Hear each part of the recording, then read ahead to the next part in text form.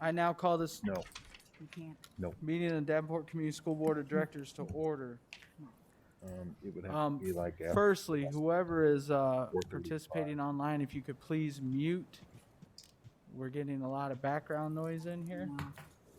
Maybe we can. Otherwise, they can even just write some notes and email them to me, if that's easier for them.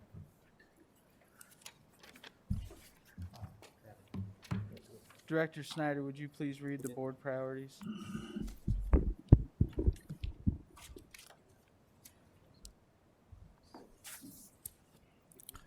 The priorities are the Davenport School Board establishes the following priorities to ensure the academic success of all students.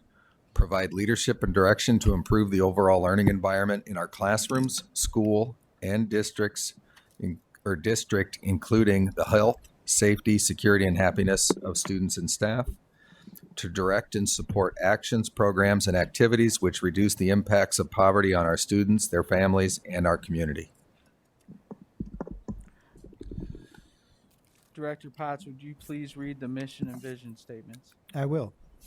Mission statement: to enhance each student's abilities by providing a quality education enriched by our diverse community. Our vision statement is to education that challenges conventional thinking, prepares all students to compete in a global society, and inspires our students, parents, staff, and community to answer the question, what if? Thank you both. Next up, we have a presentation from the Have Life Foundation, and Kim Guy, the president of the foundation, is here, so I will turn it over to you. Thank you. Click this. I'm pretty loud without that, so I'll try not to be so loud. First of all, I wanted to take the opportunity to thank you for allowing us to come give a brief organizational overview of the Have Life Foundation. For those board members that might not be familiar, I'm gonna slide this down here, sorry. For those of you who might not be familiar with the Have Life Foundation, we were established in 2007 in memory of Hunter Aaron Bondren, who passed away at the age of 13 in 2004. Hunter Aaron Bondren was an actual student at Sudlow at the time. He was an extraordinary young man. His family decided the best way to keep his memory alive was to establish the foundation as to help others ages 10 to 15 as a kind of a service vehicle to give them the opportunities that Hunter did have. Hunter was a very unique and extraordinary individual. He was very involved in athletics and the arts and music. And his family felt that they wanted to keep his memory alive by helping those who might not have those opportunities. The mission of Have Life, as we call it, is to prevent lost potential. And that means through the support of participation in music, art, and sports, to create opportunities for youth to experience those that they might not otherwise have the opportunity or the means to do so. We've been pretty fortunate to date. I keep going a little bit too fast here with my little finger. Our foundation since 2007 has been able to raise in excess of $1.2 million. And we have been able to distribute those dollars through our grant partners, which in turn means we have impacted over 12,000 lives of youth within the Quad City area. And additionally, about 5 years ago, we expanded to the Dubuque and Johnson counties in Iowa. All of this has been made possible through an incredible group of volunteers as well as our donors within the Quad City area and subsequently the two other areas I mentioned.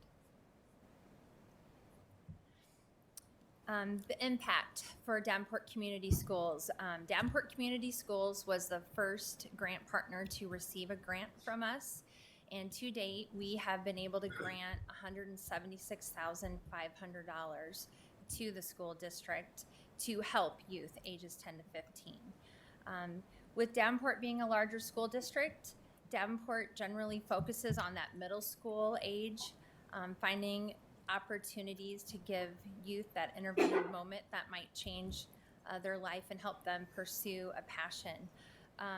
But how Davenport does this is they have a small group of people within the district that teachers, coaches, and counselors fill out a nomination form for youth, middle school age, that might have the opportunity to maybe take private music lessons, go to a camp, art lessons, something to ignite that spark within them and give them the opportunity that they might not have had before Have Life intervened. And just to mention, we're really not the heavy lifters. It's really the teachers, your teachers, coaches, and counselors within your district, and many other people within youth organizations. They're the ones that are going out and taking their time and really finding the opportunities or engaging with the youth and trying to have us make that connection. One thing that this was really great. Last year, we got an unsolicited thank you from a student, and I know it might be a little bit difficult to read, but it was something that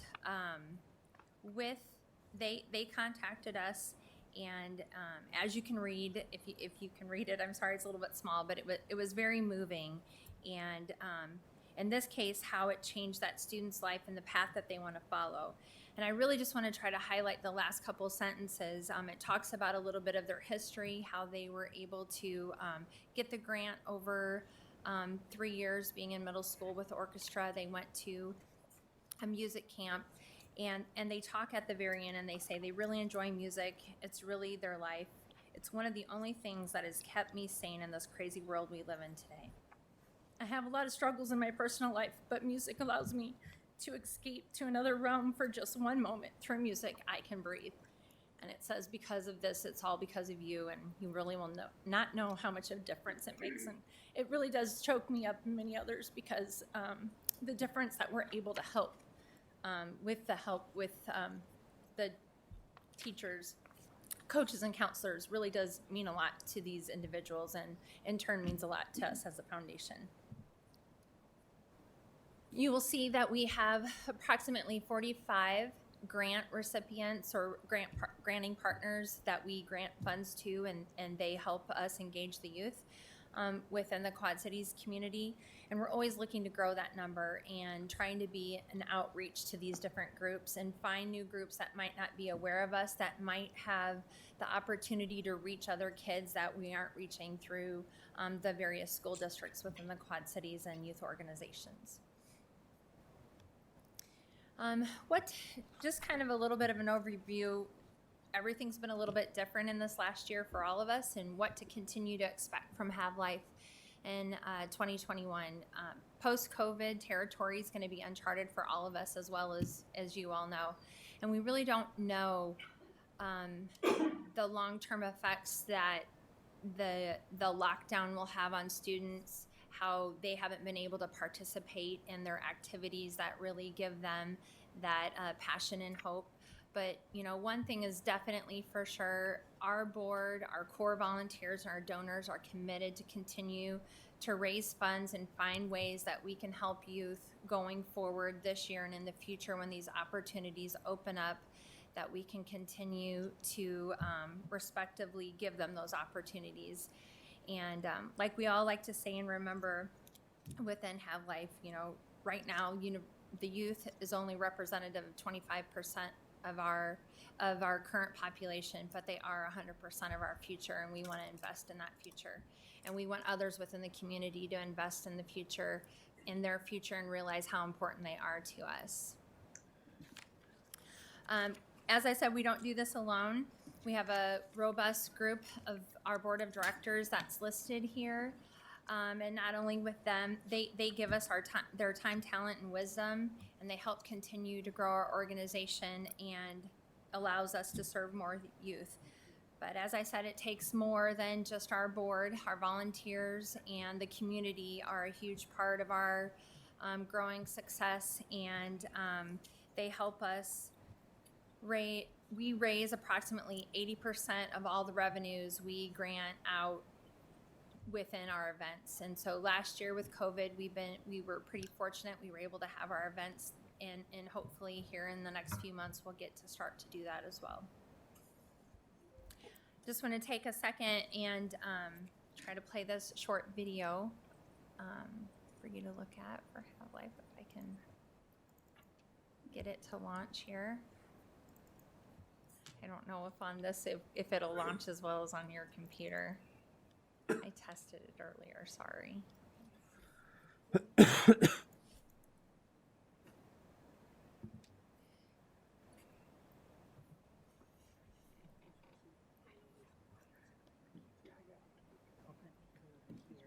Sure.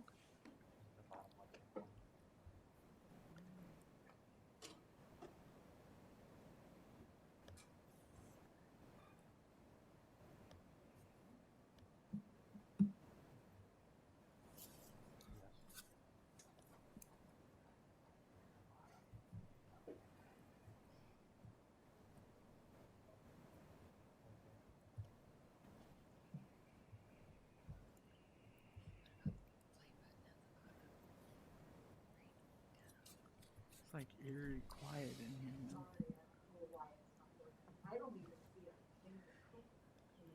Okay. The little play button at the bottom, will that work? The little play forward button at the bottom, I don't know. Over there on the side, will that work?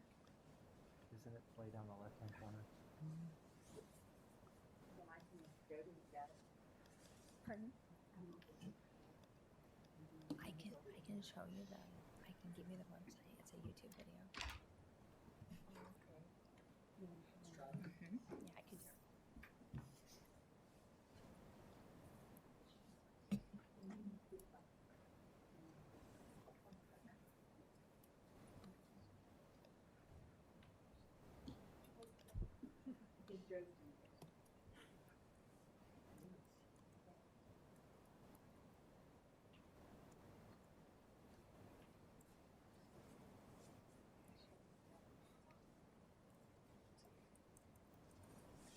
Shows it's playing, but there's no sound.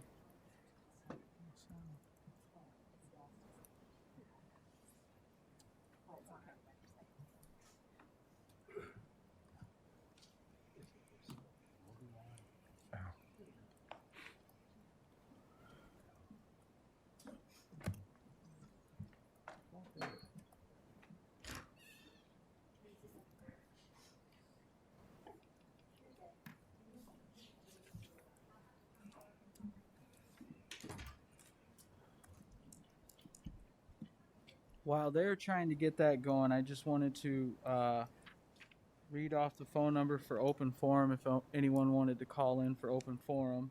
It is 563-445-5001, ID number 5977133.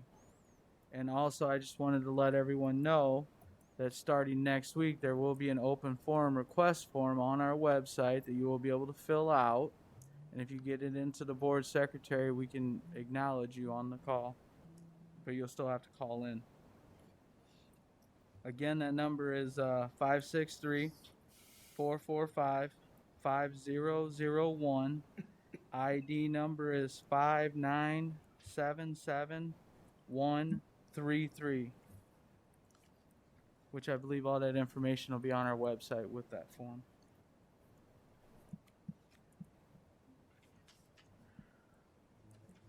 Perfect timing.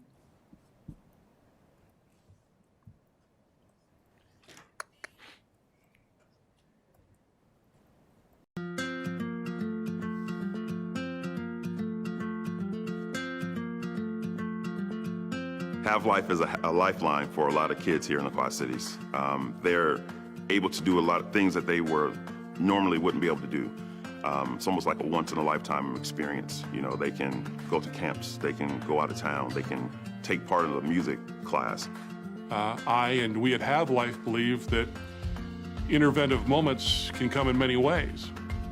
The participation in one football camp can take a young soul and help them decide that they want to pursue athletics and opportunities that exist on that field of play versus maybe not the other direction. Have Life is to appeal to kids who are 10 or 15 age bracket, which was the age bracket when Mike and Brenda Vonderen's son died in an accident. Hunter was engaged in both of those activities at school. He was in the musical end of school, and he was also an athlete. He also was on a football team. The middle school age is really that crossroad in a youth's life where a lot more opportunities are opening to them, as well as good and bad.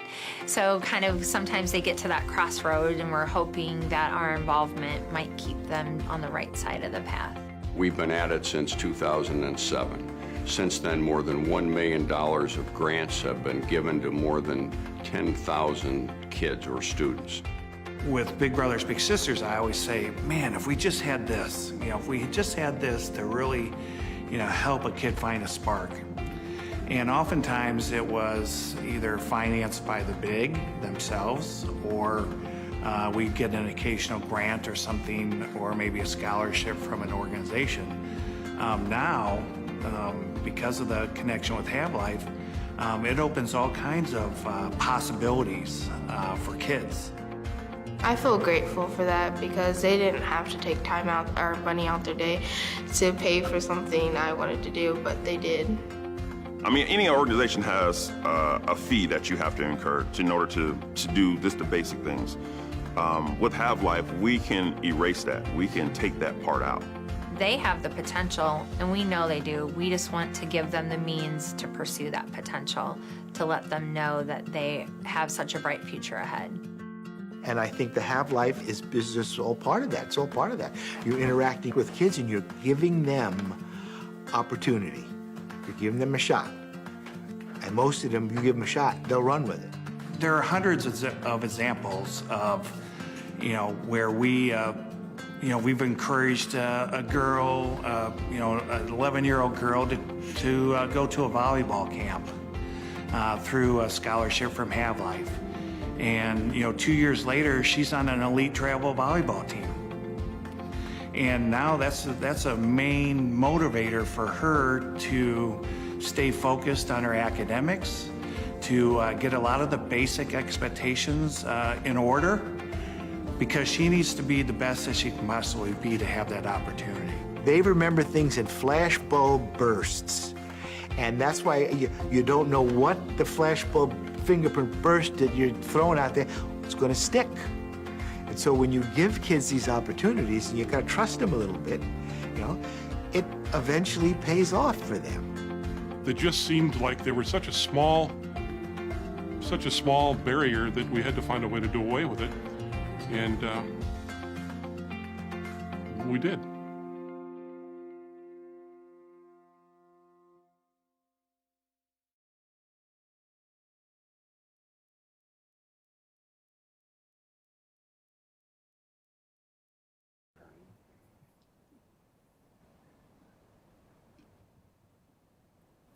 So in closing, I would just encourage you all to go to our website, havelife.org, to learn more. It does have a tab on there to even find out more information about the other chapters if you happen to know somebody who lives in the Dubuque or Johnson County area as well. And appreciate having the time just to get to share a little bit more of our story with you all. Thank you. Hang on one sec. Do any board members have anything? Nothing? Director Hayes? I don't have a question, but I do have a comment. I think it's an awesome program. I know this extracurricular things can be very expensive. I have a grandson that takes violin and piano and in Quad City Junior Symphony, so I know it could add up for those that can't afford it, and I think it's an awesome program and a great honor for Hunter in his memory. Thank you. Thank you very much for coming tonight. We really appreciate the presentation. It looks like you guys do a lot of great work. And I do appreciate you being very passionate about it and getting choked up. Absolutely. It shows how much you care. Thank you. So, thank you very much.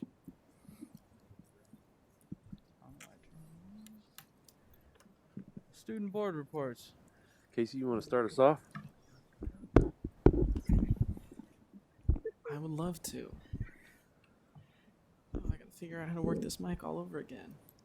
I just want to say it's great to be back. I know it's been a while since I've been here in person. I've been filing my reports online for a little bit, so it's great to see everybody's face again. And yeah, so I think I'll just jump right in. And I want to preface this student board report with a lot of this year obviously has been plagued with, to avoid a cliche, but uncertainty. So a lot of the questions that my peers have had that may have gone unaddressed or have remained foggy, I've just sort of included in this student report. So if you can forgive me, I've just sort of formatted this as just a few questions. So if you have answers, that would be great. If you want to answer them at the end of this, that would be appreciated. I know that I'm sure as many online students will be returning to the in-person format. Many of the hybrid students have opted to go online, myself included. And from just the ballpark figures that I've encountered and heard from like teachers and staff, 30 to 40 kids from North go online and 30 to 40 return each term thus far. So I'm interested to see how that number changes after we have classroom sizes changing and in terms of like social distancing, safety measures. So hopefully I can include that number in my next report and student attitudes changing in terms of that. Just because right now it's just a little shaky just in terms of nobody knows really what to expect. Not necessarily a bad thing right now, just people don't know what is coming in the future, or people that have been hybrid thus far going online not knowing what to expect. And then just sort of segueing into that, I think in terms of keeping students safe, I and many other students sort of are wondering what the district's current plan is for keeping students safe with this 100% return to learning. Because I think it's a lot easier to just say that we are going to be enforcing social distancing in the schools. But classrooms, especially at North, some of the classrooms, it's really difficult to enforce that, especially if we're keeping like 6 feet. It's really hard to place students 6 feet apart in a classroom of that size. So, and not only for students, but I think that expectation becomes increasingly more difficult to implement for staff, because even if you have like a certain number of students and the students are willing, there's not always seats in the class, or there's a lot of confounding variables. And then I think going on with the safety contact tracing, seeing as to that the Scott County Health Department has put a hold on COVID contact tracing, is the district going to implement a plan to track positive COVID cases as new students return to a fully in-person format? Because as it stands now, students must notify their teachers or their nurse individually.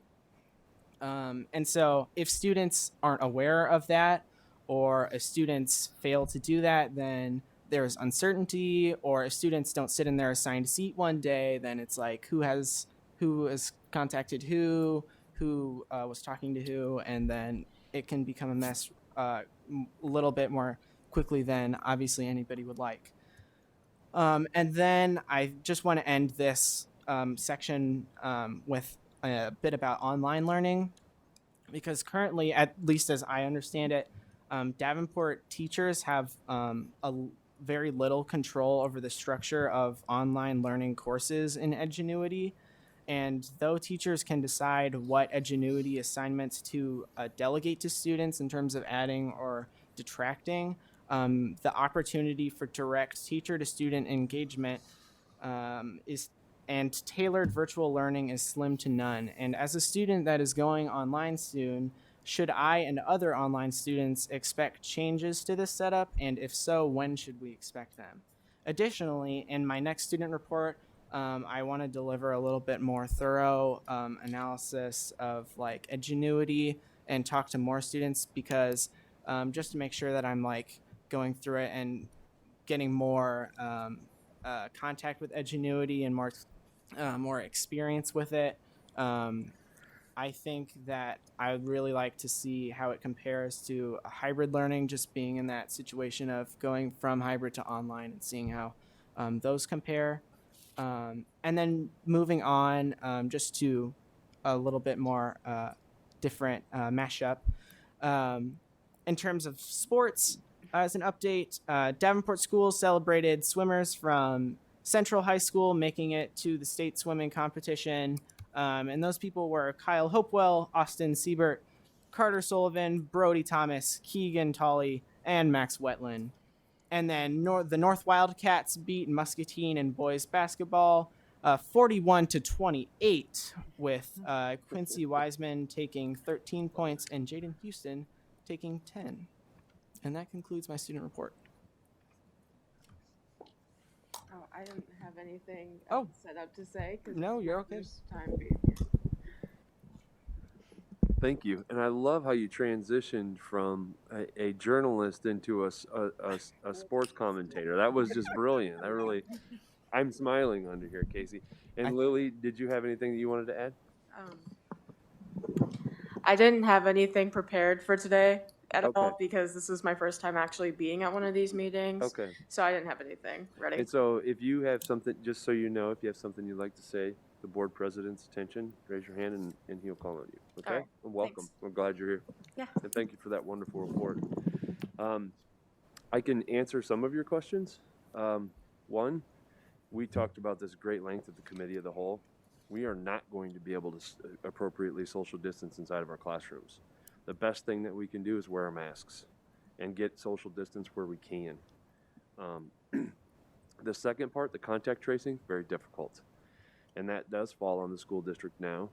I am very proud of our district nurse, and she has applied for a grant, and we were able to hire a contact tracer utilizing those funds because a lot of the contact tracing happens over the weekend. And so we plan to continue our contact tracing. A lot of that contact tracing will fall on our administrators and building staff, but we do continue to contact trace. In terms of our numbers, we received about a third of our survey back. Is that right? I'm looking at Mrs. Guy here. And we had, I would say our numbers stayed pretty steady, but I would say that we had slightly more come back face to face. Mrs. Guy, give a thumbs up to that. Yes. So if we extrapolated that out, but we'll have better numbers next week. I think the big thing, and I know many of you heard this, and I plan to share it later, but I'll share it again. We will be wearing masks, and I know that with the most recent information that came out, it's very important for us to know that that's the number one thing we can do inside of our schools when you're 100% face-to-face. The last thing I will say, Casey, is I'm very proud of our team because you have a choice, and you're using data to make that choice, and that's an excellent way to operate, and you're asking for that data, and you're asking to have these questions answered. Each one of our buildings has a return to learn plan, and there's going to be a plan shared tonight or voted on. It was shared at the committee of the whole. It's on our website. There's different things you can look at on there to help you make your decision. Okay, so as you continue to have your questions, you move forward. I urge you to ask your principals in your building because that's one of the great things about Davenport is our buildings have their own culture in them. And so how our buildings have to address the individual things. We have flat buildings, we have buildings that are 6 stories tall. And so what do those mitigating strategies look like? It's really hard for us to say this is what you will do. Because I watched Mr. Flynn at North attack hallway procedures way different than Mr. Chelf did at North. So, did I say? Yeah, Central and North, sorry. Thank you. So hopefully that answers your question. Thank you. Thank you, student board members. Also, when we go to do discussion and things like that, and I ask for board members' input, feel free to raise your hand, and then I'll call on you. We do look forward to what you guys have to add to this. Now I'll move on. Are there any board reports?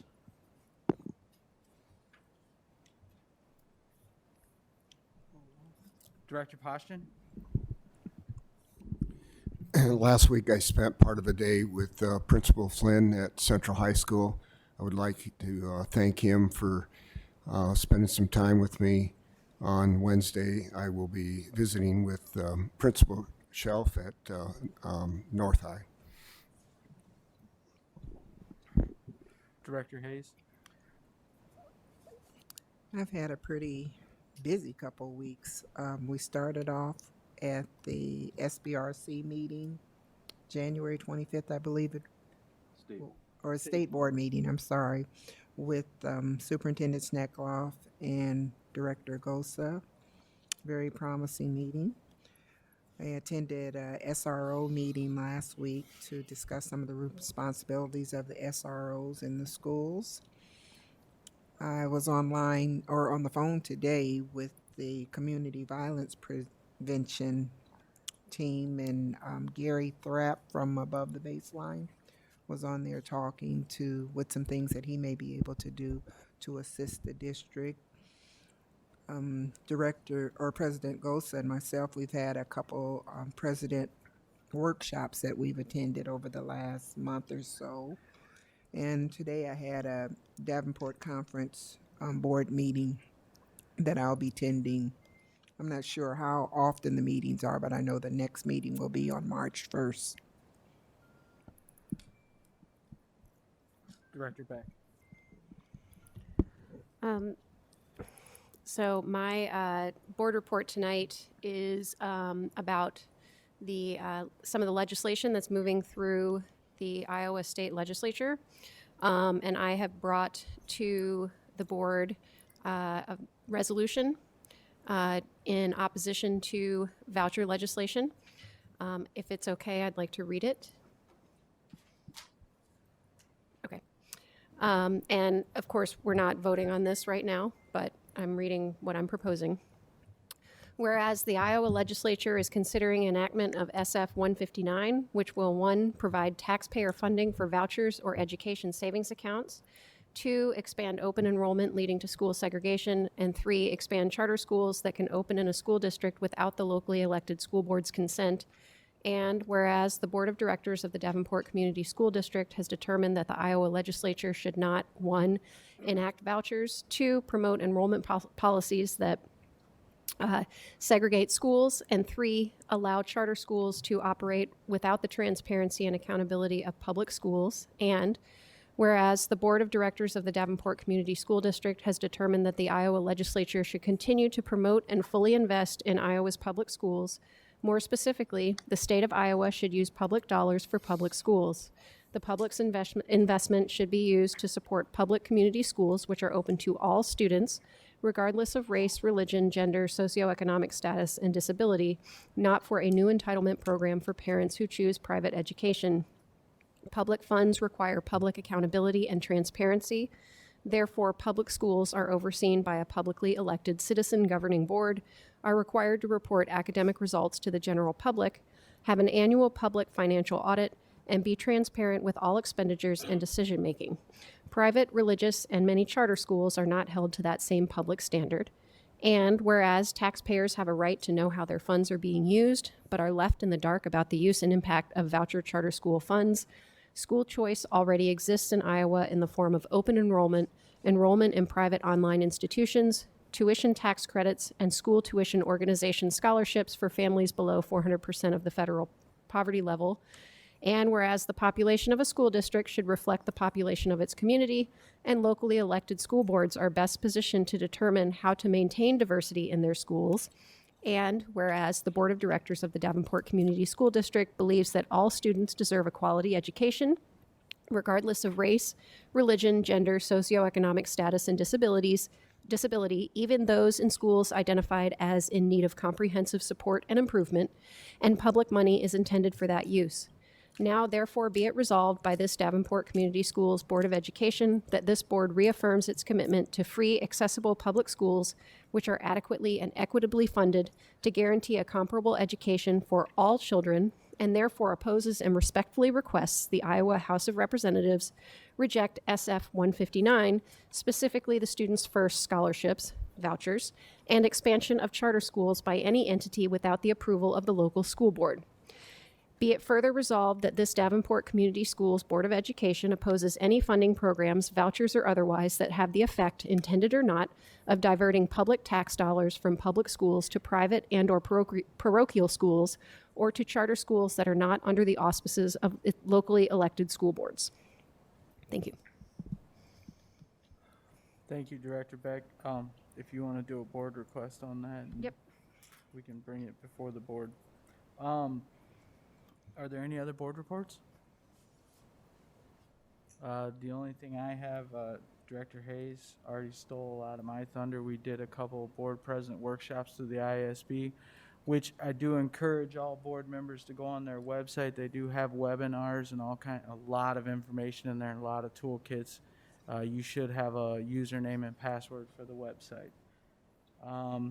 And then I also, I know Director Beck, you had submitted a board request on the SRO thing. We are going to be doing a joint meeting with the city of Davenport, I believe on the 22nd. They're actually coming here to us. So, and then otherwise, I think we did the Davenport Commission conference meeting today, and then I did the Scott County Commission conference meeting, and now we're here.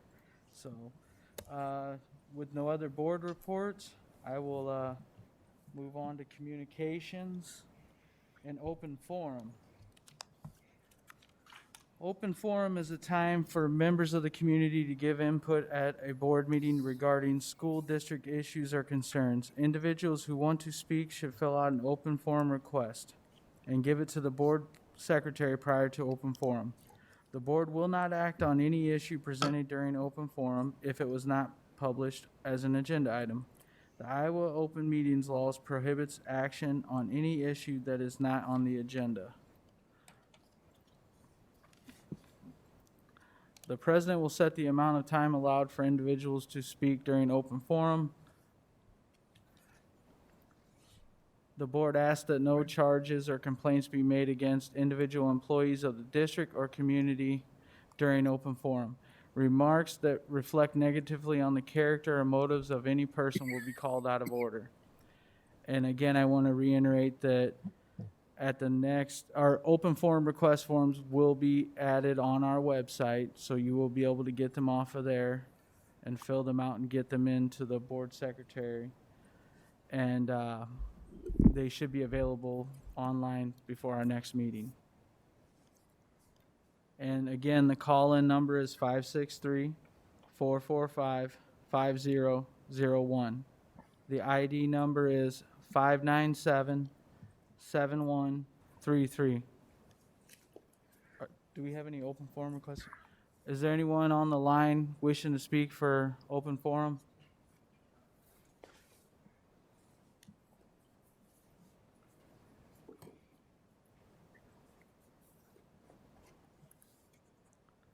Bill, can you tap on that door and ask Joe if anyone's called in? Okay. John Keeley, President of Davenport Education Association.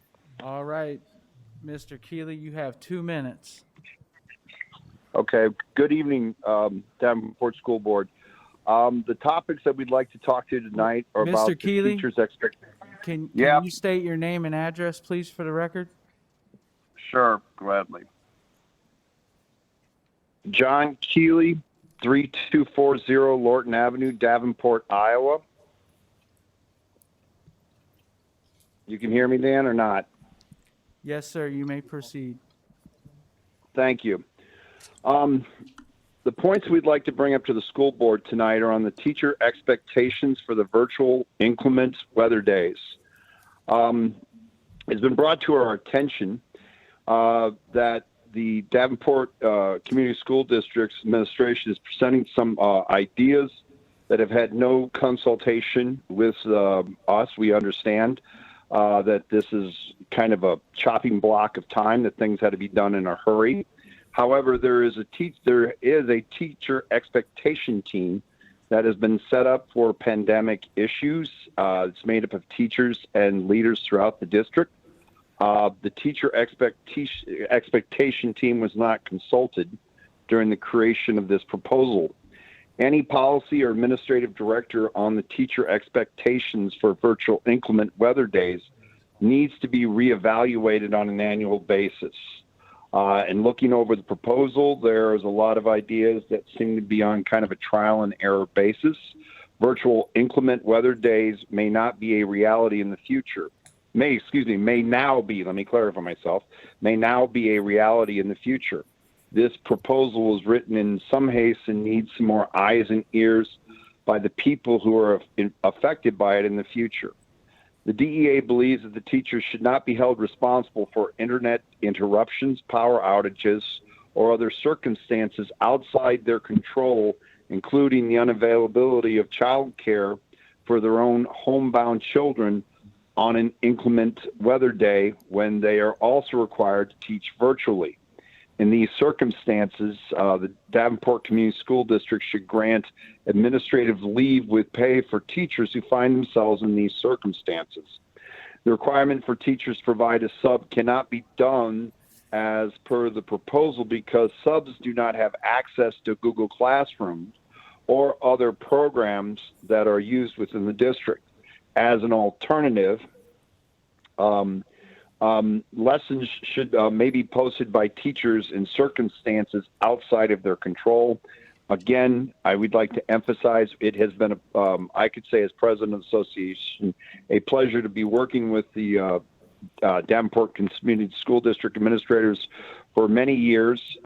We have a very trusting relationship, and we're asking that when we look at the expectations for virtual inclement weather days, that we would be considered. Thank you very much and appreciate the time. Thank you, Mr. Keeley. Is there anyone else wishing to speak during open forum?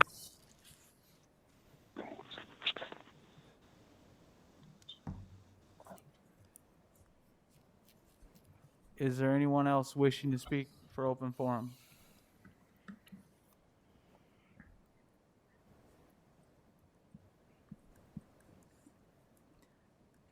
Seeing none, I will move on. May I have a motion on the consent agenda? Mr. President, Director Hayes, I move the board accept the consent agenda as written. is there a second? Second. Seconded by Director Beck. Is there any discussion? Director Potts. Mr. President, I'd like to ask the superintendent to give an explanation on the status change of Dr. Klipsch. Hold on a second. We have to pull that one out and then talk about it? Or you just, Mary? I think we do have to pull that out. Yep. Yeah, okay. You want to make a motion to pull that one out so then we can I discuss? move to pull out that recommendation at this time. Don't need a motion requested. You don't need a motion. Oh, you don't need a motion. Just you're requesting to pull that out? Yes. Okay. All right. Okay. That's the only thing? Okay. Anybody have anything else? All right, so to be clear and clarify, what we're voting on is everything on the consent agenda minus what Director Potts had asked to pull out. And then after we vote on this, we'll go back and have that discussion. Good? Are there any questions on that? Director Hayes, Yes.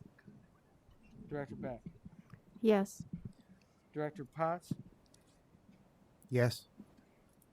Director Klein Jerome, Yes. Director Snyder, Yes. Director Poston, Yes. and my vote is yes. Motion carries.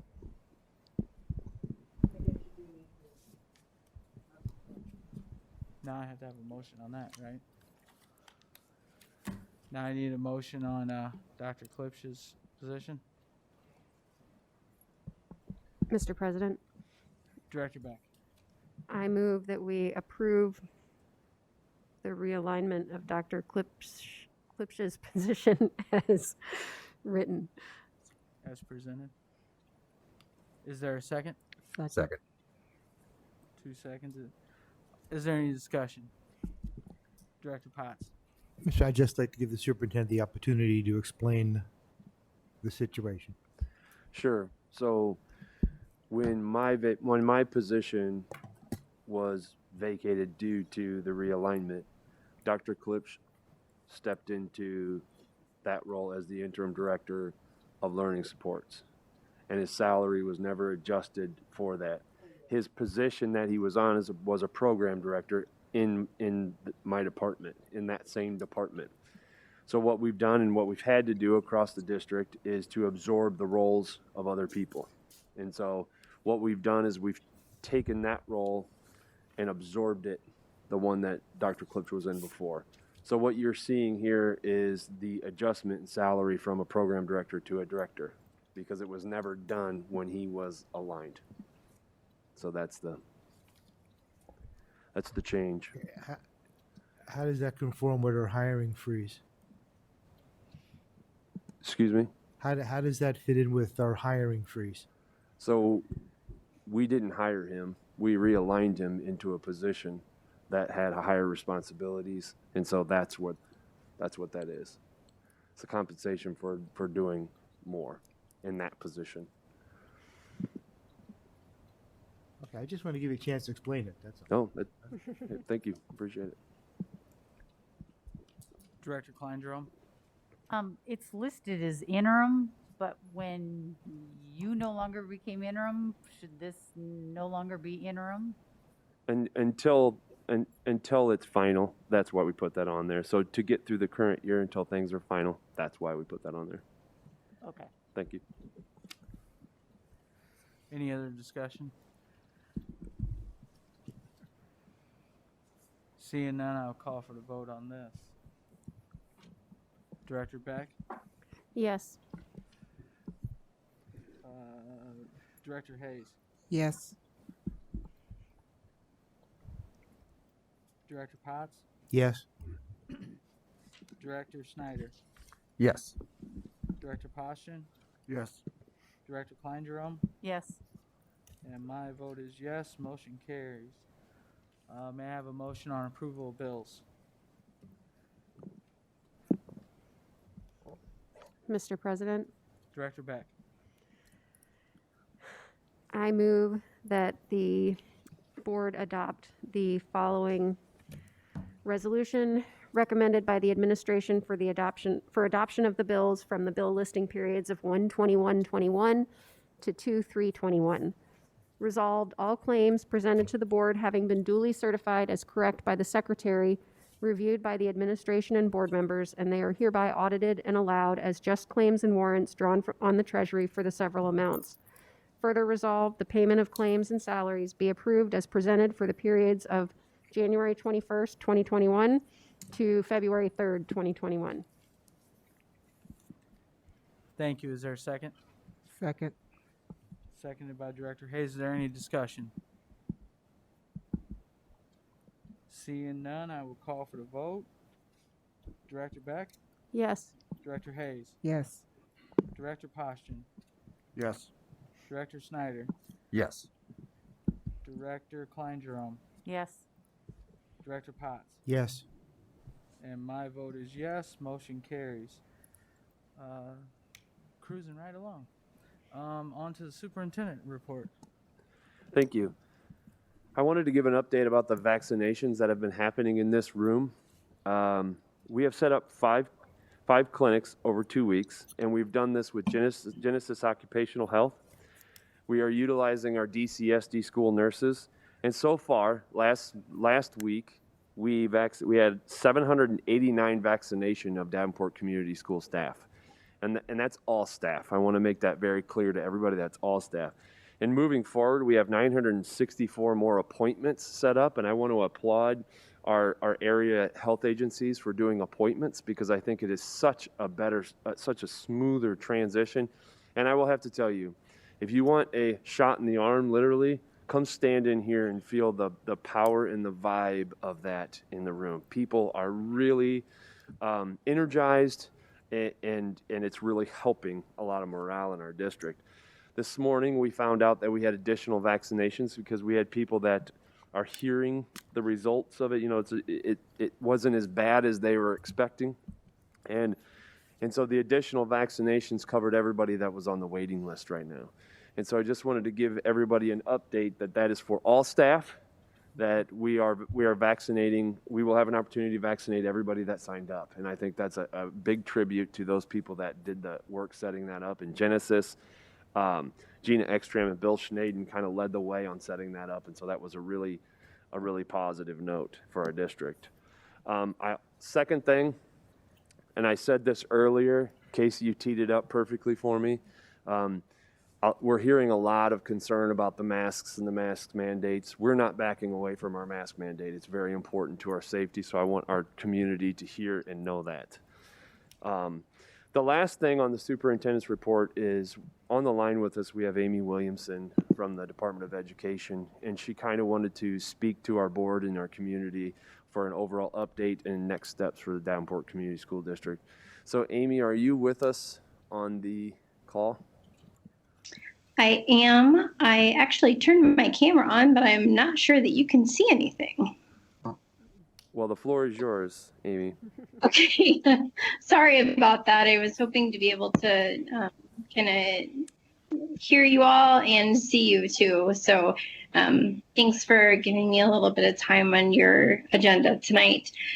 Director Lebo had hoped to be here. She had a family emergency and was unable to join. So she sends her regards. She hopes to be at one of your next meetings.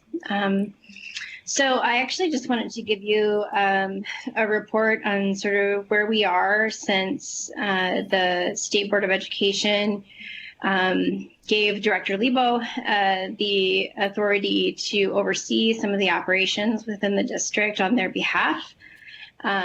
We are sort of at the midpoint in the timeline that they had given before they revisit that decision to determine if it will continue. That will be at their March meeting. And I do have, I think, some news to provide. So one thing is, I think all of the board members and certainly all of us at the Department of Education really appreciated having members of your board. So Director Gosa, Director Hayes came to the state board meeting this past month and were able to, answer a couple of questions and just represent your board. And I think that was very much appreciated. We really appreciate having the opportunity to continue to sort of generate a collaborative relationship. And I know that I have spoken to you all before. We've met having one-on-one meetings sometimes when I've been in the district. But it's important that we continue to be able to talk. And with the pandemic, it's been difficult face-to-face. And so I just wanted to express my appreciation. I know that Director Lebo would say the same thing had she been able to be here. I also wanted to say that we're all very appreciative of the work that the AEA has been doing. So to Bill Decker and to Shane Williams, we appreciate the collaboration with the AEA and the district. And I know that the Iowa Association of School Boards has been working really hard with the district and with the board members. And so we really appreciate that as well. So we think that on behalf of the department, we think that this has been a good last few months for Davenport in terms of getting a lot of hard work done on the crisis response and violence prevention plan, but also on thinking about what it will take to get the district to move forward on all of the other corrective actions. So we keep saying crisis response and violence prevention is foundational to moving PBIS further for the district.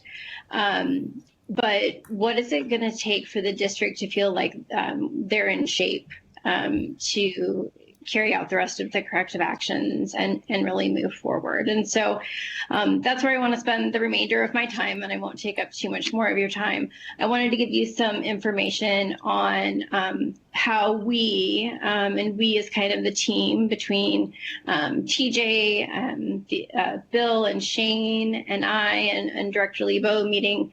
We meet twice a week. And how we have been thinking about sort of the structure of administration in the district and how that can be altered slightly to really make a difference in successful implementation of what kids need in the district. And then what you can expect in terms of being adequately informed about that process.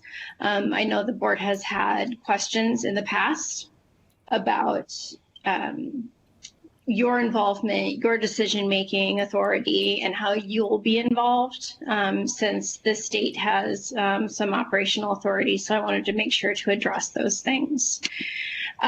So part of what came out of the phase 2 report, for those of you who are on the board at that time, was that we who did the visit had some concerns about the organizational structure of the central office being exactly what would make the district successful.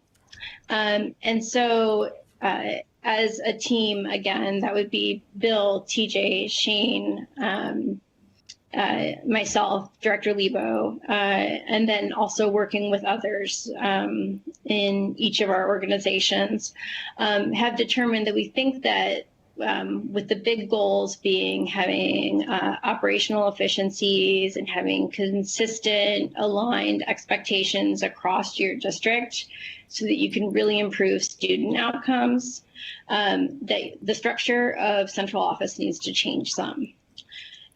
So we have a new structure drafted up, and we are going to first share that with board members, and then there will be kind of a timeline of how that will be shared out to administrators, to staff members, but obviously wanted to make sure that the board hears about it first. And we also wanted you to have the opportunity to understand what your authority will be within that process as we're kind of getting through these next couple of months and into meeting with the state board. So first thing to know is that no one's going to be hired in an administrative position at Davenport schools without the local board sanctioning that. So you just had a discussion, for instance, about some posts and one of them was an administrator. The state has some operational control, but the local board will always have the authority to make sure that you're approving hires. It is our intention to ensure that if there are new positions in the structure, that all of the posting, interviewing is completely transparent and completely thorough. And Bill Decker has been a big help in arranging interviews, screening, and things like that with experts across the state to sort of supplement the great HR department that you've really developed. So that's one thing that I wanted to make clear, is that the local board's not being cut out of any of this process. And I think the next thing that I wanted to just really emphasize is that while this is being done at a time when I know the state, with the State Board of Education, has taken some operational control of the district, the absolute goal of all of this is that Davenport comes out a much stronger district, in that all of the buildings are able to get the same message at the same time, the same resources, the same support, and that the path of improvement that you are all on is completely sustainable. So that whether you ever hear from me again, or whether TJ sticks around, or the AEA has a complete change in personnel, this is a sustainable sort of structure that you can all depend on. So I'm going to stop talking with that. And I think that, I don't know if TJ, Bill, or Shane want to talk about sort of next steps, but basically wanted to give you that information to start off with. Mr. Decker, will you please approach the podium?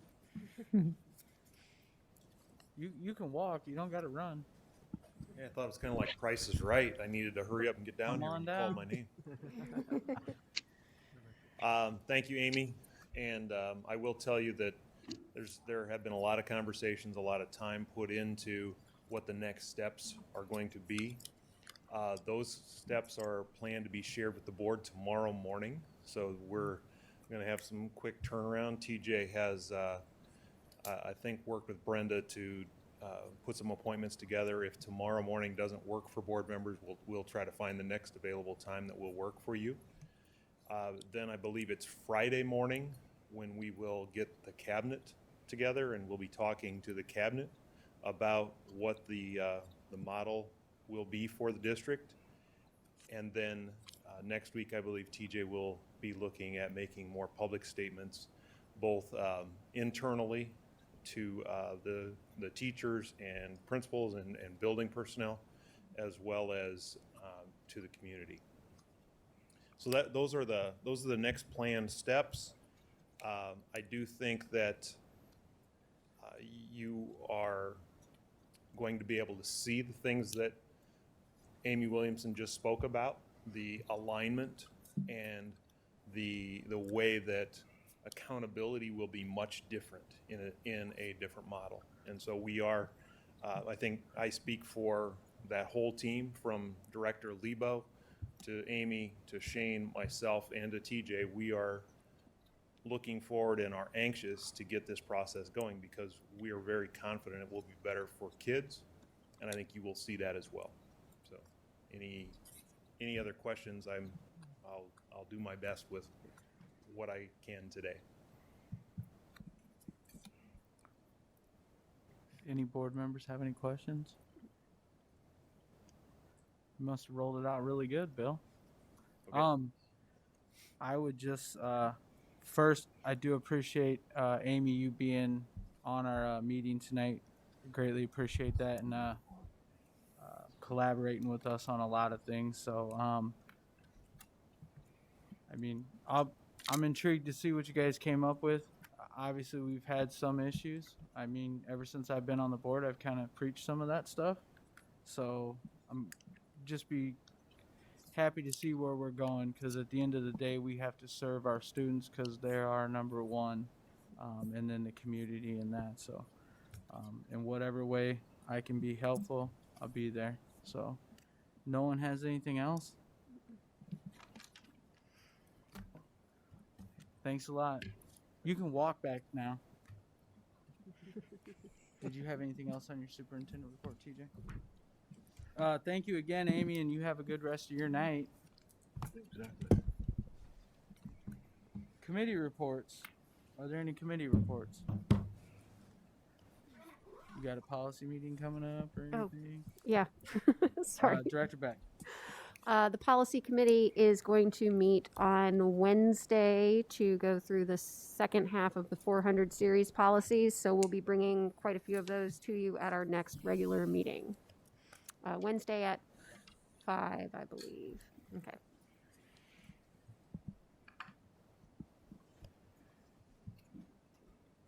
Finance committee, you got any updates or reports or anything? No, I don't think so. We'll be meeting a week from Wednesday again for our monthly meeting. What about LZAC? You guys got anything? Got a Director Snyder, did you report on that meeting? before? I didn't hear you. Did you report on that one LCAC meeting that we attended?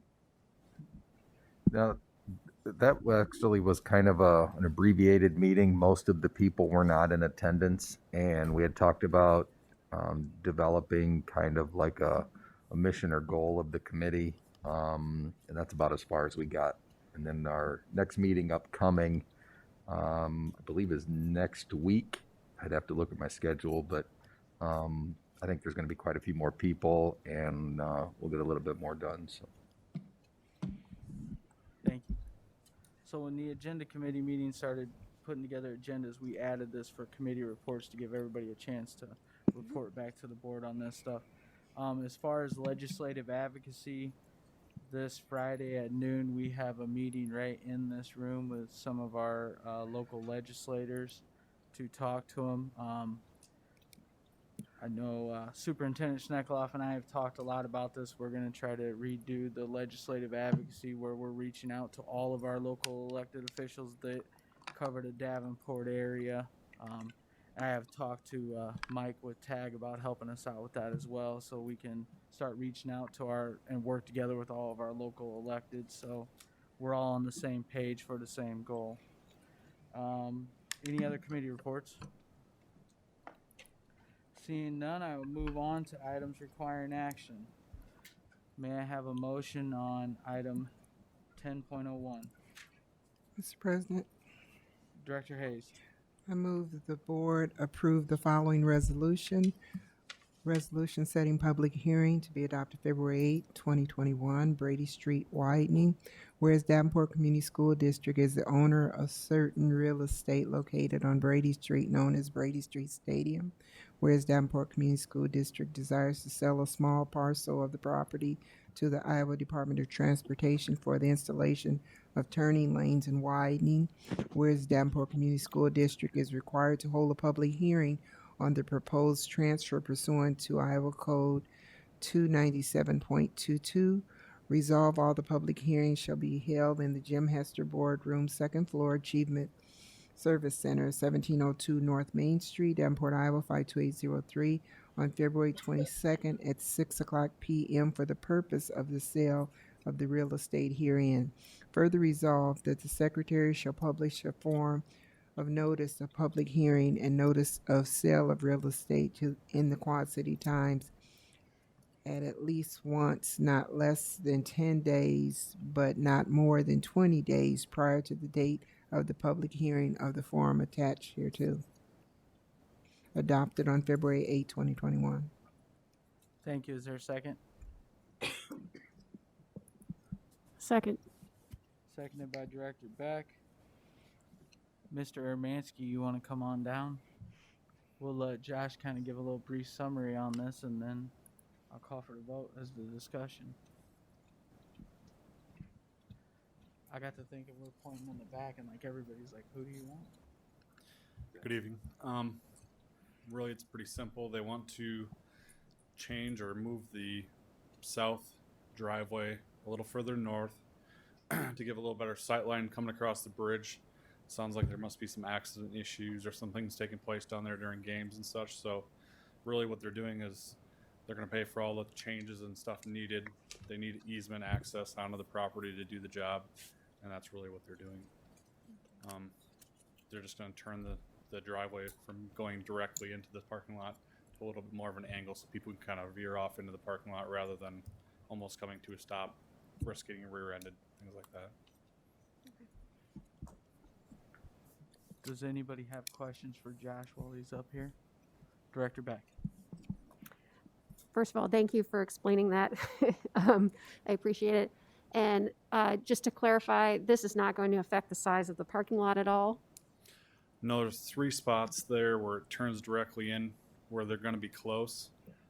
People could choose not to use them if they wanted to, but you know, I think the reality is, if it's really busy, every spot gets used everywhere. So that would be the most spots that'd be affected. Okay, thank you. Director Klein-Jerome.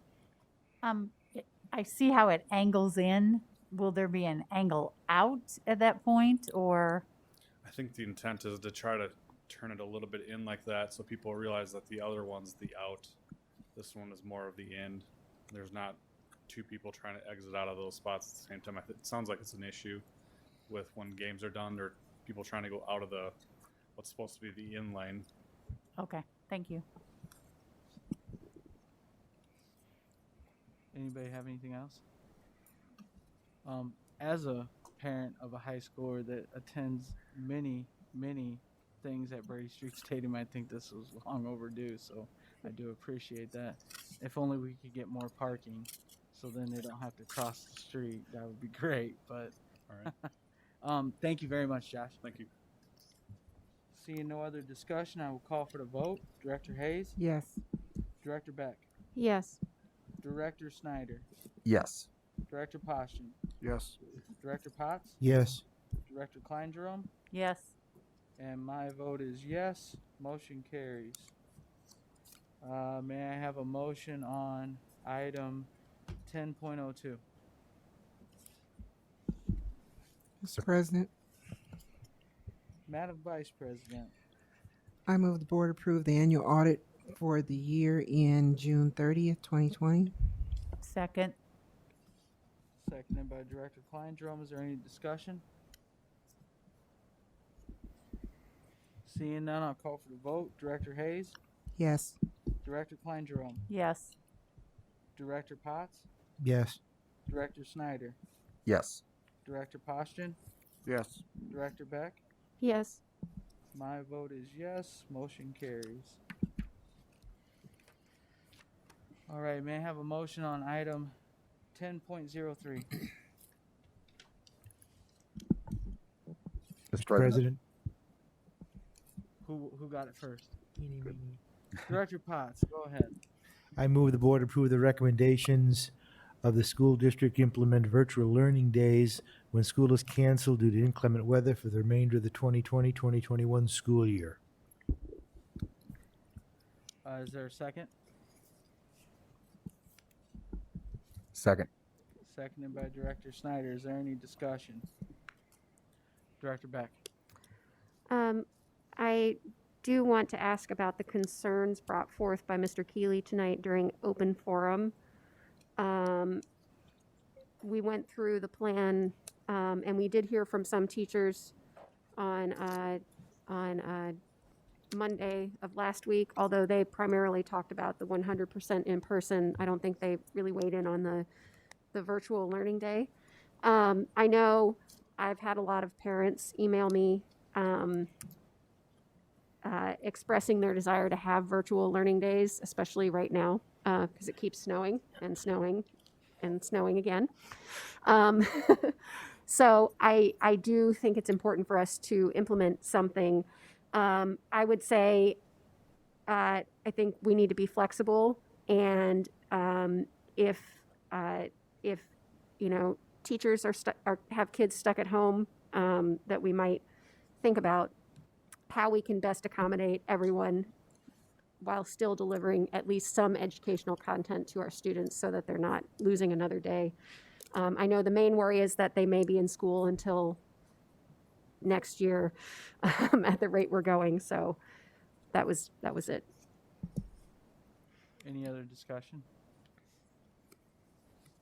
I'm going to vote for this because it needs to be done, but I'm going to strongly suggest that you do include the other groups that are affected by this, and you know I will check, so please do so.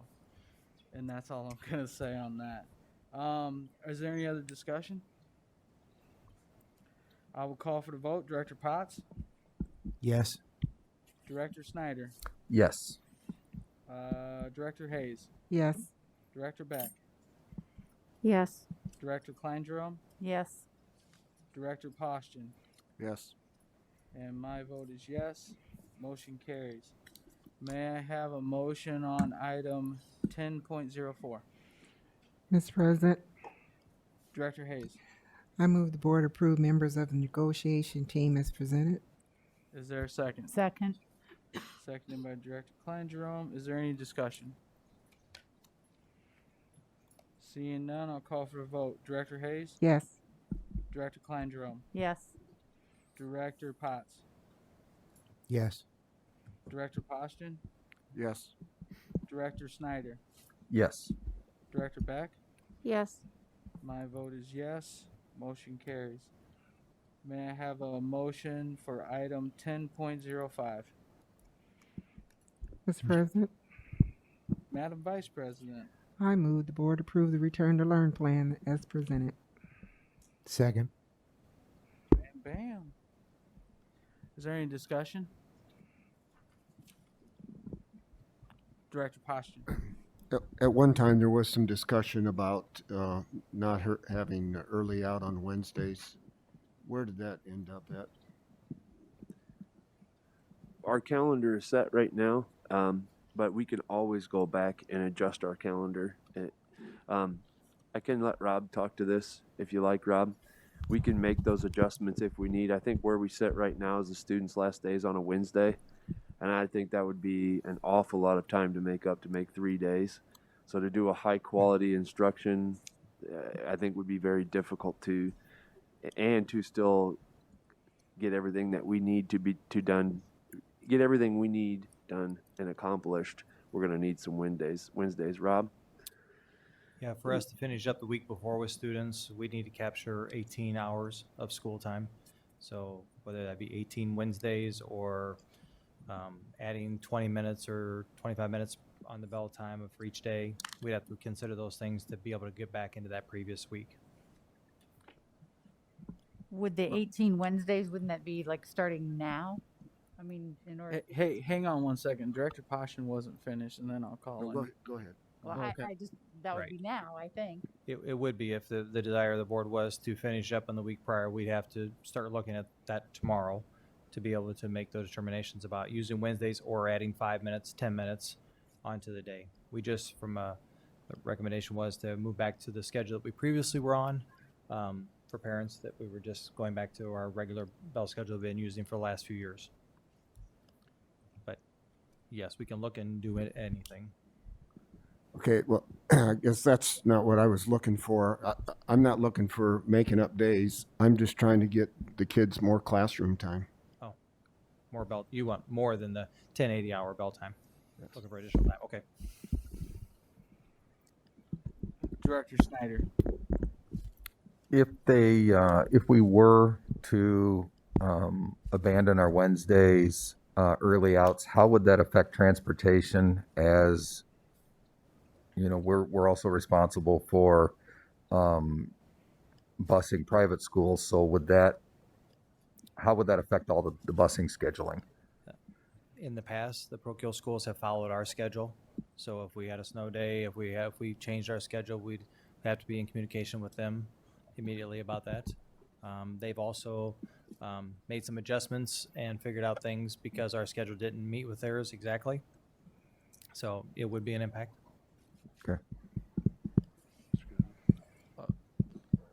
Superintendent Schneckla.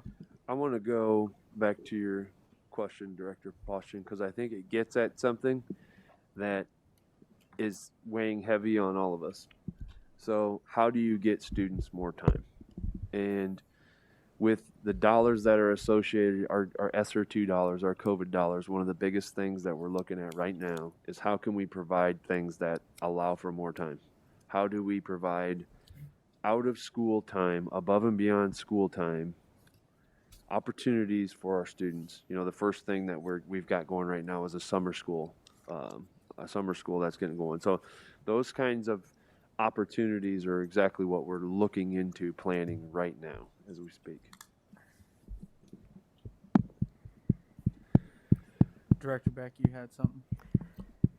Yeah, I guess I've heard from parents, both some say don't extend the day, some say do extend the day because they don't want to be in school. You know, they don't think their kids are going to get much out of those last 3 days of school.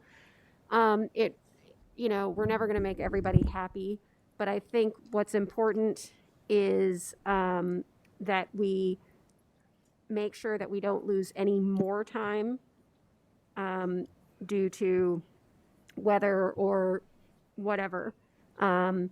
I personally think that if we can gain back a day or two by not having an early out, that might be something we should consider, or extending the day by 10 minutes, because then, you know, rather than having a full day potentially lost. I mean, there's always that full day potentially lost at the end of the school year anyway, but it gets harder and harder the more you get into June. And they're already going to have a very short summer this year because we started so late. I guess anything we can do to sort of maximize the amount of time our students have to make up for any lost learning they may have experienced because of the situation that they're in, because maybe they didn't have access to good internet or a parent to help them or something like that. And I know everybody in this district is really looking, you know, we all have the students' best interest at heart. But I guess I would say think about potentially, you know, consult the teachers, consult the other staff, and look at potentially eliminating the early out if that would help us finish school at a reasonable time. So what I'm going to do real quick, so there's no confusion at all, I'm going to go around and ask each board member where you're at with extended Wednesdays so the staff knows what to look into. And then after I get your consensus on that, I'm going to ask you about extending the day so that way they have a clear direction on where the board stands on this, because I don't, you know, if you only hear from one board member. So I'm just going to go right around the horn. Director Klein Jerome, where would you be at? I would like to see the early out Wednesdays be eliminated starting, what is the high school second semester, third board term, or March however. 1st. Yeah, March 1st. Okay.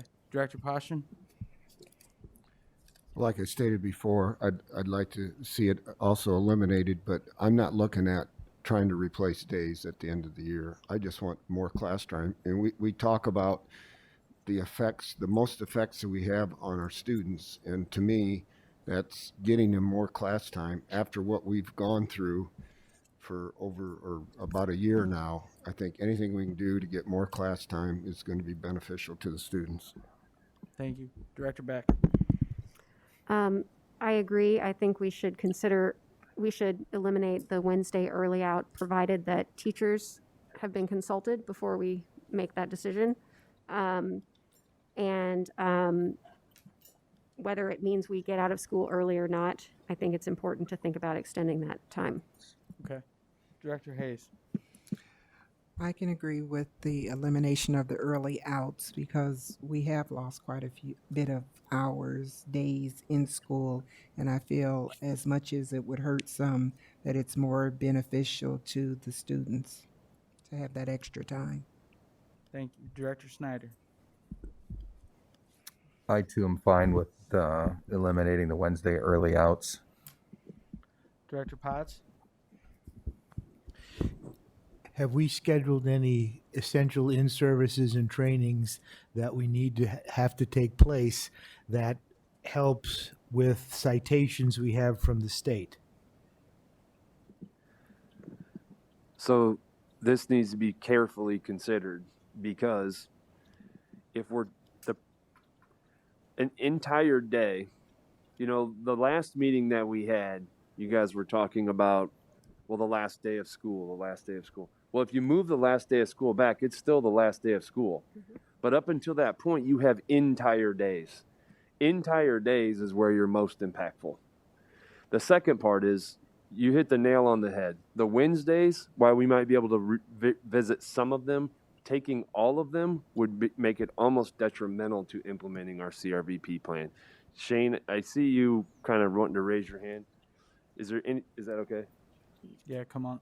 I was just trying to get you a consensus. No, this is good. I think this is helpful for information purposes for the school board. So my intent was is when you guys looked into that, you would come back with so it gives you more time to look into it, but you knew where the board was at. But yeah, I definitely think you're considering the right options, which is placing the kids first. An unintended consequence of that is you essentially negate the possibility of being able to meet your corrective actions because we depend on that time in order to do training with teachers, just as Director Potts had alluded to. So we're probably going to have to go back and process.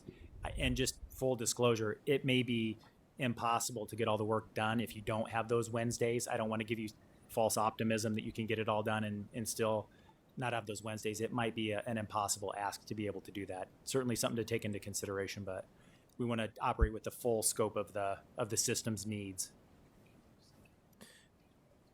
So then I would defer the decision on that to the superintendent and the superintendent's team. Just to clarify one more time, you guys were kind of hammering Mr. Scott with some stuff here, so I was trying to get a clear consensus of where you're at, and now he knows, well, I want to look into Wednesdays, and they can go back, and then they can come back to us and say, look, we can only do this many Wednesdays with in-services. This is kind of getting a little out of hand. I'm not saying we are not voting on this. We're giving them the direction on what you guys are looking for, because sometimes one person's this way and another way, and so that way you guys have a clear direction. This is what the board wants. Look into it. If you can't do it, just come back and say you can't do it. Simple as that. That's all I was doing. I was trying to make this a lot easier. Did anybody have anything else on that? I'm not asking for a vote. It's not on the agenda, just to get your guys' direction on it, because sometimes I think we give our administration mixed signals on what we're looking for, so I'm trying to streamline that a little more and make it a little easier. Did anybody have anything else? Director Snyder. Were you going to ask about extending the days in general? I don't know if I want to. I'm kind of nervous on that. Yeah, I was, but I just wanted to make sure we were good on this part. Now I'm going to go from the other side. Where would you be at with extending the days? We're giving them a couple different options to look at. Director Potts? I don't have any issue with extending the days so long as transportation can be handled, and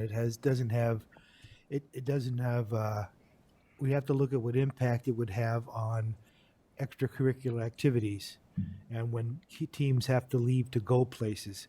Because I know my own experience is that when we were ending on regular time, we had routinely teams had to leave and miss 7th period class to go for an away game, because we were not on the same schedule with certain teams who were playing, or the distance traveling was an issue. Director Snyder.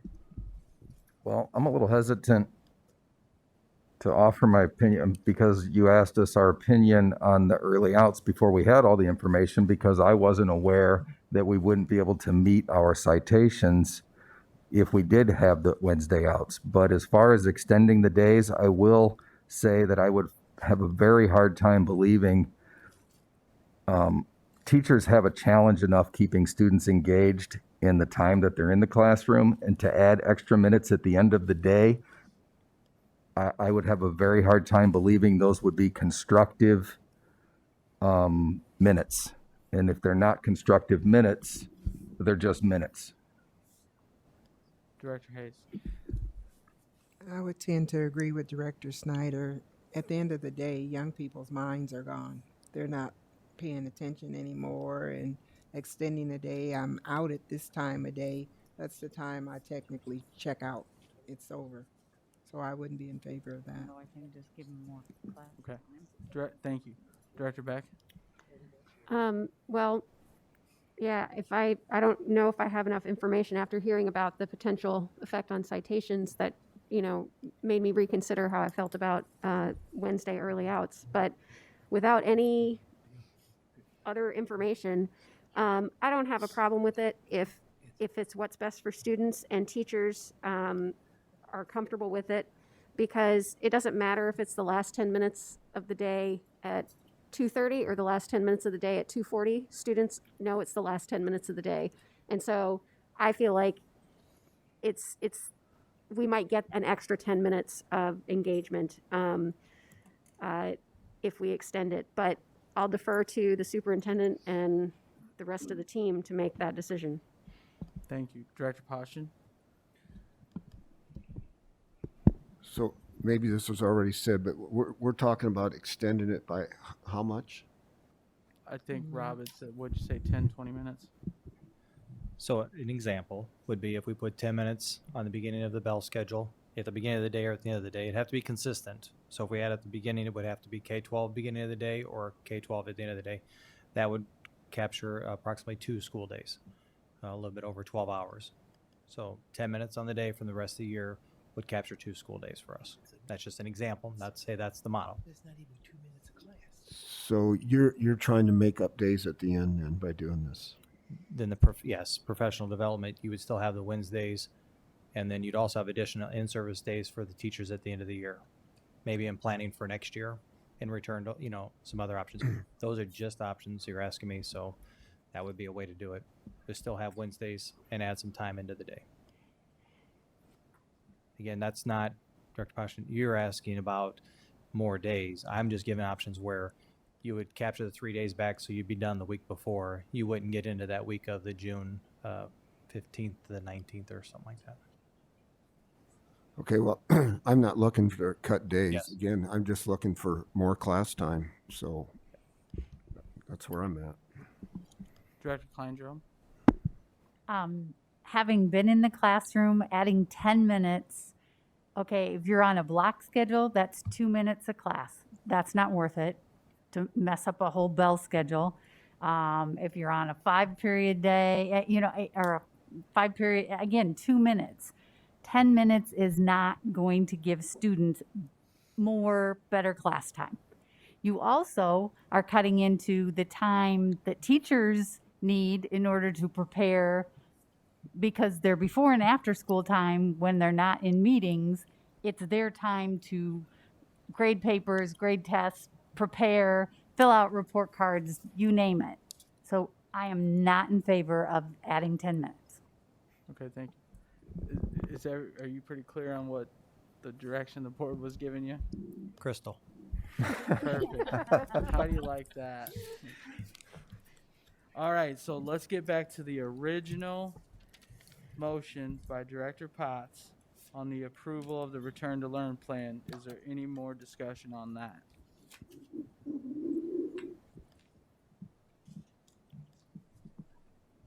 All right.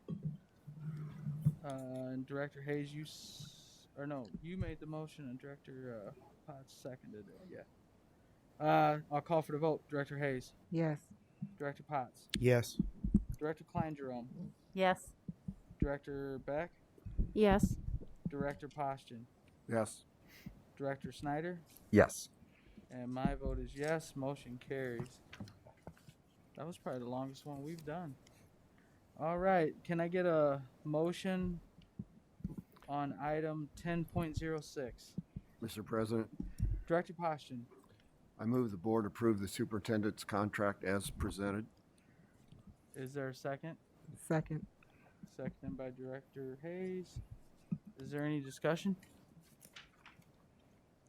Seeing none, I'll call for the vote. Director Poston. Yes. Director Hayes. Yes. Director Klein-Jerome.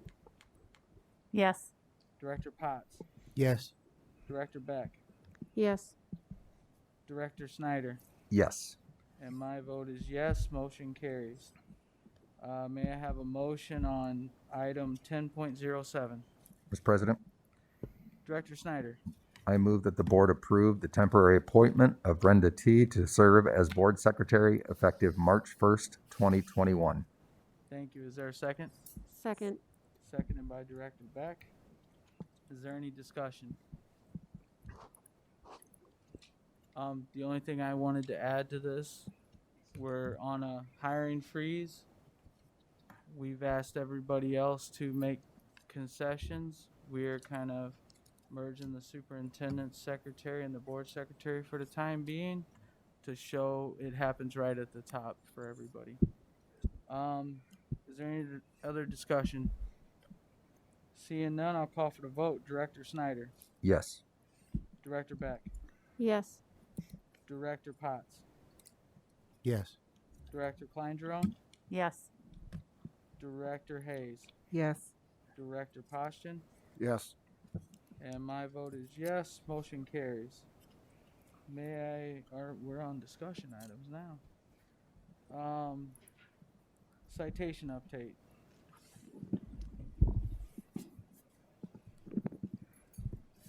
I will turn it over to you, Mr. Yes, I have Jake and Corey here today to give us an update on crisis response violence prevention. And you guys can sit up here if you like. All right.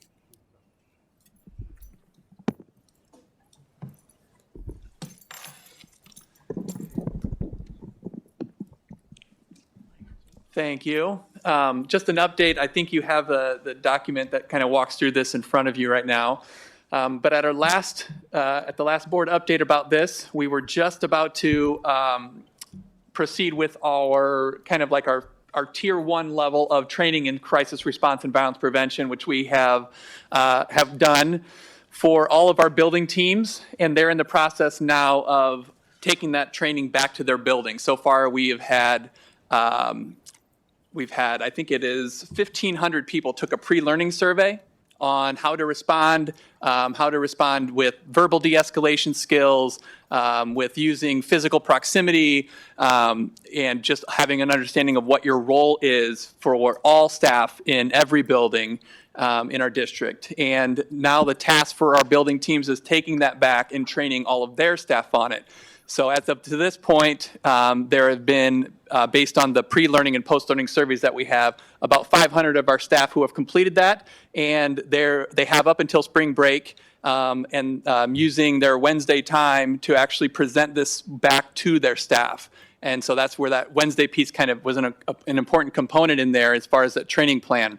So we have that layered out for all staff. And actually, the next layer of training, which is for our building crisis teams, which is a collection of specific roles and responsibilities at each building, who are getting that next level of training on what that team, which includes an administrator, special education representatives, a custodian, a food service rep, security, nursing. All of those groups there, so that when a bigger piece might happen in a building, that team will be trained in the physical response if that is necessary, and in addition to how to debrief after that, to making sure that we're taking care of the emotional wellness of all the students and the staff. And actually tomorrow is when we are presenting that training to our building crisis teams, and I'm really excited about that. Because we're having people at the table that often aren't at the table. And again, in addition to our security, we're having, like I talked about, our nurse and health paras. We're having a head custodian there. We're having our SROs involved in that training also, so that we really are broadening that scope. And so that will be a very specific training that we're rolling out tomorrow. And then moving forward into the future, we have our youth leadership teams that is going to be kind of like step 3 is, as I know that you all, and I've heard that even tonight, having voice for our students as well in a part of these conversations, and how we can make sure that all students feel safe, engaged, and connected in our schools. So that is a little bit there. Corey, is there any piece you want to add to that? So the professional development that we're rolling out to all staff is in conjunction with the AEA. Our AEA partners have been amazing working with the Department of Ed on what needs to happen as a system to ensure that students feel safe psychologically and physically safe in the building. And so we've had excellent response each time that we do the professional development. It goes to our district student achievement team, which is comprised of all of our principals and teachers, and we get feedback from them. And then as we've been rolling out, this will be our second large training, we've had great feedback about the way we're looking at this as a system, so that everyone, no matter what school you're at, has the team that's operating in order to make all of our students safe. So it really has been very interactive training. We also bring this training, parts of it, back to our community crisis response and violence prevention team, so that we can actualize those deliverables, which are to ensure that our community is also engaged in this process, and that we are accessing mental health resources that we have in our community, and we're able to ensure that that communication is going down to our buildings as well. I guess one last piece, since I know you want to know about the impact and the data and how how do we know what we're doing is making a difference? So from our pre-learning survey, all staff in our district, I kind of referenced this, took a survey on what they feel they should be doing, how should they respond to these different situations. And when they first did that, and again, those 1,499 people did that, and the average score was an 83.5%, which is actually pretty good. But after the training, for those that have completed it, that number is now 95%, understanding what those pieces are. So in addition to what Corey had mentioned about the feedback on the surveys that are people saying it's very positive, they're very glad to hear what their expectations are, we have some pretty good hard quantitative data also that it's not just about feeling like they know what to do. We can see it in the numbers that we're providing for them.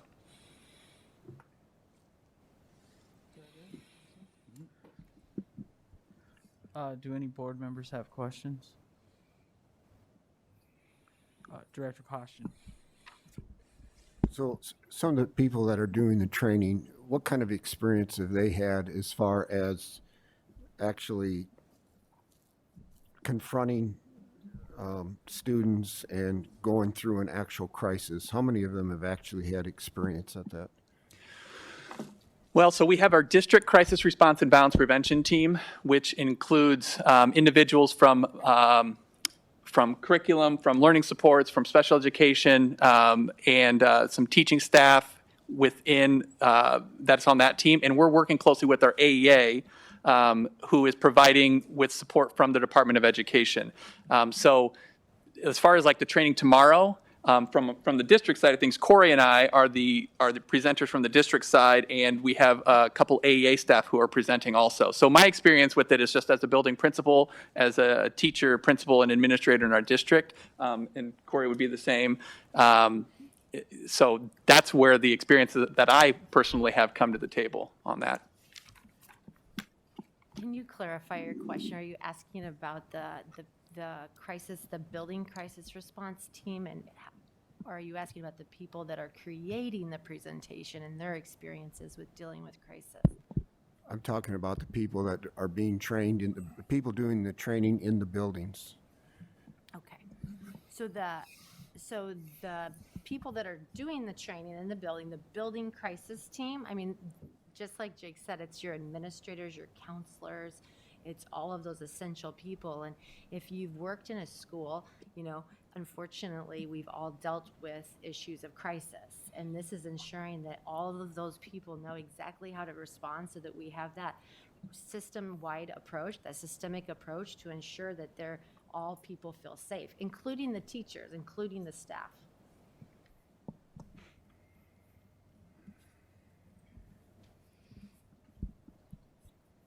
Did you have more, Director Poston? Oh, I thought you were reaching for your button.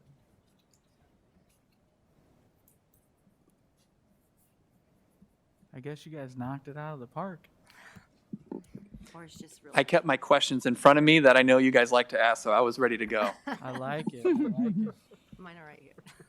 And Harry's on the screen now, and you can see him snickering about it because it's working out. Director Beck. Actually, yeah, I missed the beginning, sorry. So I didn't want to ask a question that had already been answered, but I sort of echo what Director Poston said. I think it's important for the people who are doing the training to actually know what these experiences are like, right? Because otherwise they don't really understand what it's like in the moment. So I appreciate that the people doing the training are the ones have also been in these situations at some point, because I think that is important. And I guess, is there, as part of this training, is there reflection from the teachers and other staff on, well, I experienced this situation this other time, and this is how I responded, and it worked. I'm not sure what you're suggesting is necessarily the right approach, so is there a chance for that type of feedback from people who've been more recently in the trenches, so to speak? Yeah, so there's two different trainings we're talking about. We have the one that we are in the midst of rolling out now, and then the one that is for tomorrow. Right. But I can tell you in the buildings, because with the training that's being rolled out now, each member of the district crisis response team is actually co-presenting with a group of buildings. So we're actually helping to roll this out in each building as well. So the buildings that I have been a part of, there is first off a lot of reflection time with the team, so allowing them to have conversations on, well, here's what the framework is, how is that applied to you, what's different between what you may have done to what we're saying, and there's a time in the midst of that where they have an FAQ like survey that like any question that you have coming up that might conflict or you have some thoughts about, go ahead and put it in this survey and the district team will review that. And I was using that actually during the presentations where I would keep my screen up watching those questions come in live and would be able to respond to some of those things as they were being inputted in there. So we want to take into there the nuance of situations that, you know, in these crisis types of situations that it's not as clear cut as always just if this, then this. But we're trying with this first level is the tier 1 level of what we want in a big system like Davenport, all teachers to know, understand, and be able to do so that there's consistency and allowing for equity in all buildings with all students. So Jake always finishes my thoughts, so good job, Jake. But definitely there's a lot of reflection built in through scenarios, through reflecting on your personal experiences. But the professional development has been, I mean, it is all evidence-based. So it's based on the National Association of School Psychologists, the PREPARE model, CPI de-escalation strategies. And we're really taking, and our partners with the AEA and the Department of Ed have led us to have the best materials of what works in our schools.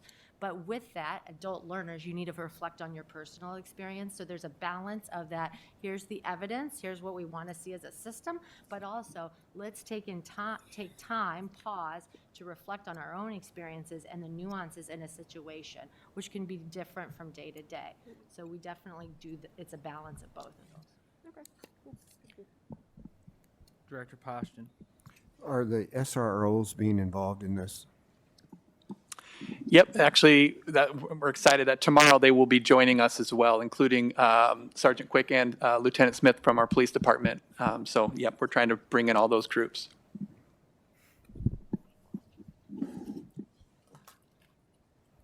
Any other discussion or question?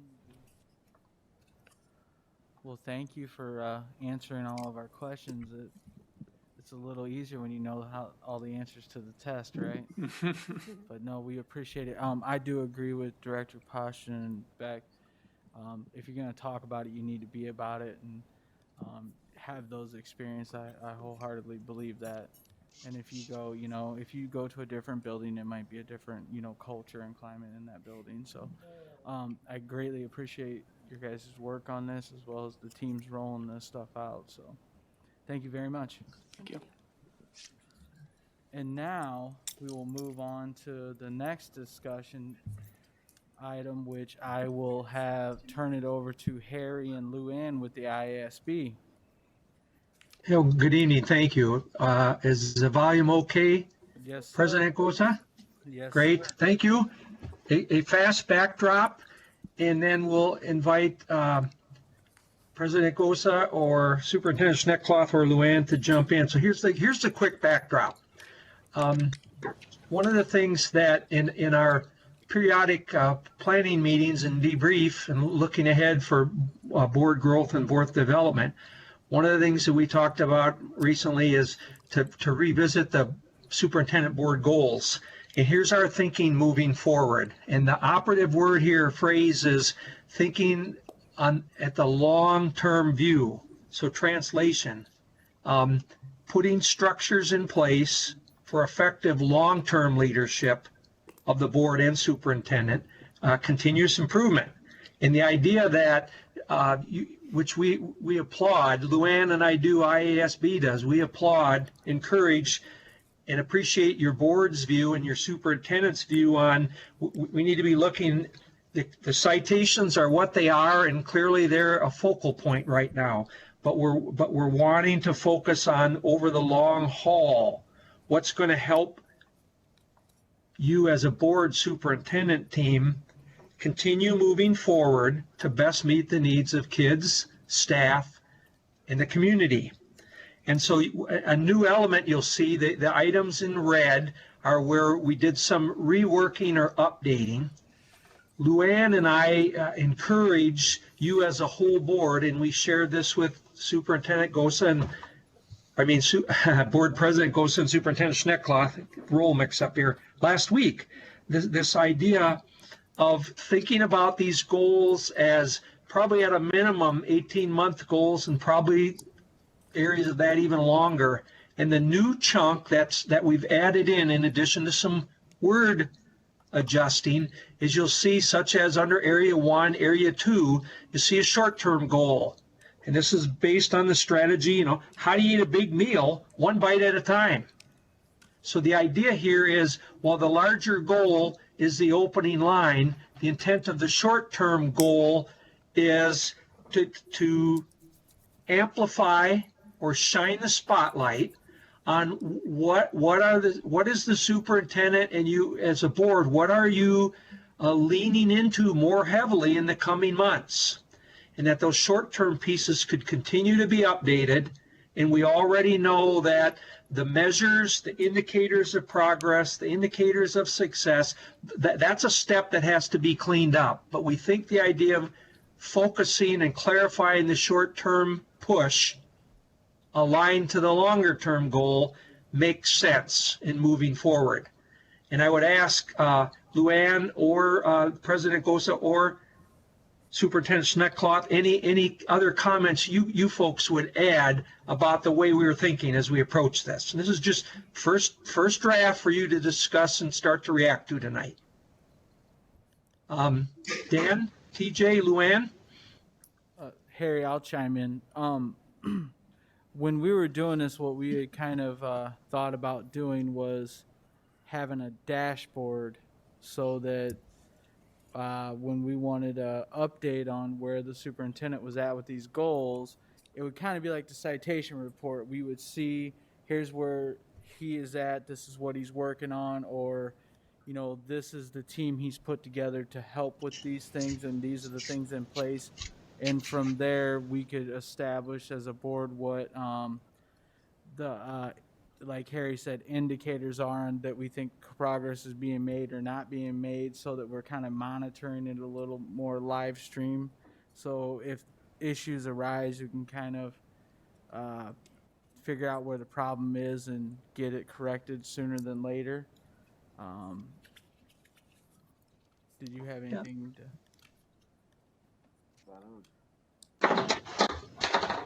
All right, Harry, I gave you my 2 cents.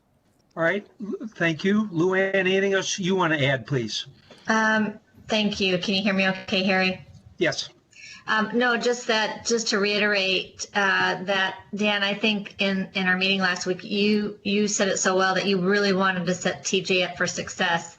And so the short-term goal really helps to narrow the focus and gives the board and the superintendent team clarity on what, as Harry said, that short-term work is, so everyone's clear and on the same page as you're working towards the longer term goal, which tend to be more open-ended and vague for a good reason. And so again, this short-term piece on this first one, focus heavily on that accountability piece toward full implementation of your plan for all the areas below, citations and others. And that second one, an example would be, and Luann and I watch you as a board team and a superintendent chip away at this, that you have made great strides. You have not arrived yet, but you have made good headway in the communication between the committees, the cycle or routine that you're getting in place now, where you're on big items, you're learning about, discussing, unpacking those one time or maybe more than one meeting well before you get to a point where you're asked to vote and make a decision.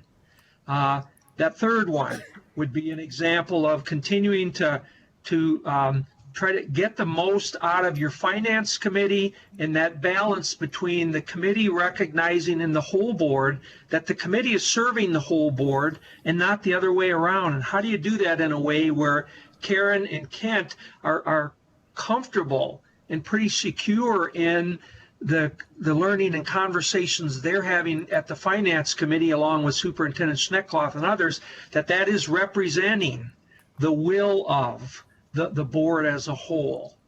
That fourth one, that's probably the one needing that will come up next to lean into that disproportionality.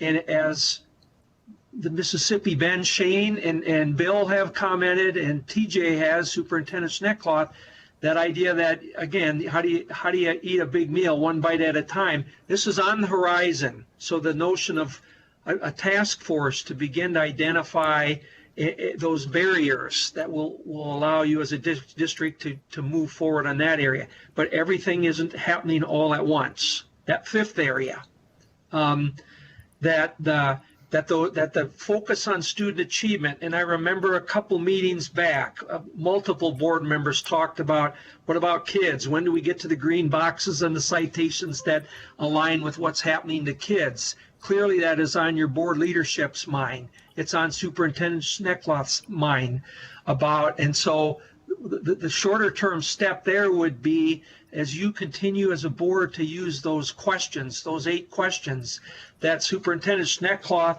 it will work with board leadership and you as a whole board team to identify what are those areas that fall under student achievement that will come to you as regular ongoing reports, and to narrow the scope of that. And then on page 2, please, Joe, that 6th goal, again, you heard another snippet of that tonight, the ongoing focus on crisis response, violence prevention. Corey and Jake, nothing makes me happier as an outsider consulting the board, and Luann as well, to know that as administrators you have those questions in hand, because the board has already declared those are important things to them, and as it should be. So, Superintendent Schneckloth, would you add, what else would you add about these short-term goals? And I'm going to be quiet. Well, when reviewing this document, this was something that these are your guys' goals for the district, which become my charge.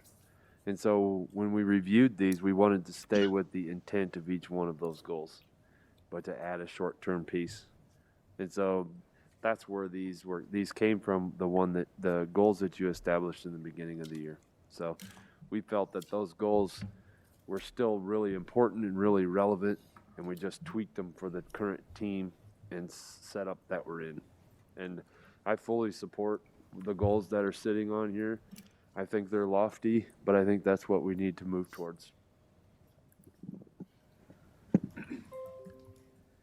So, President Gosa, however you need to facilitate the discussion, and I would just ask comments, reactions, questions, please.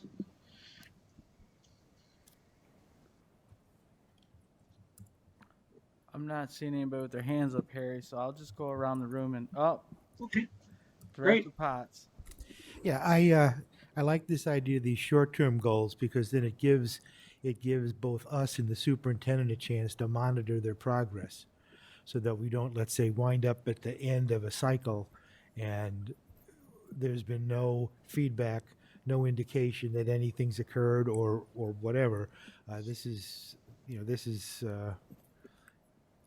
It's a good touchstone to have in there. That keeps the focus on the goal, and then also provides the opportunity for the superintendent to remind us that, look, this is what I'm doing. See, this, yeah, we haven't got full accreditation, but this is where we are now. And I think that's very important. Director Beck? Yeah, I would actually echo what Director Potts just said.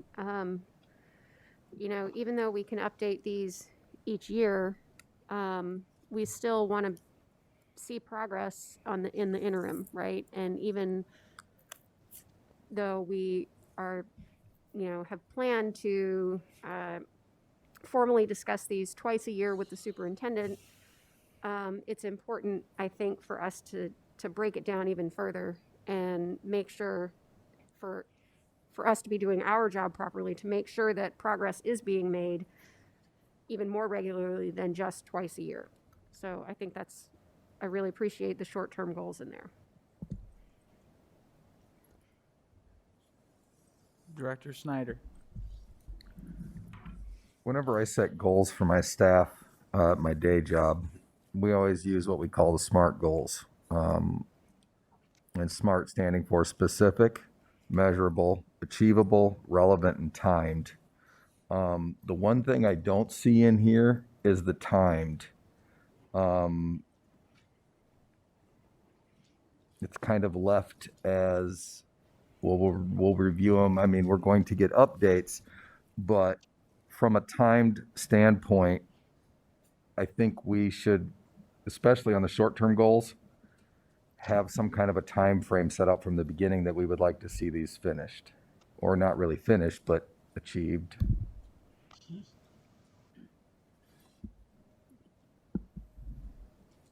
That all you had? Mm-hmm. Director Hayes. I like the way it's set up here, and as was said earlier, it allows Superintendent Sneckloff that we're not setting you up for failure. It's clear to everyone what's expected. The collaboration is great. It will be on a continuous basis. We're not waiting for just evaluation time to discuss this. This is something that will certainly streamline evaluation because we've discussed it all along rather than just waiting on those periods. And I think it's helpful for all of us, actually.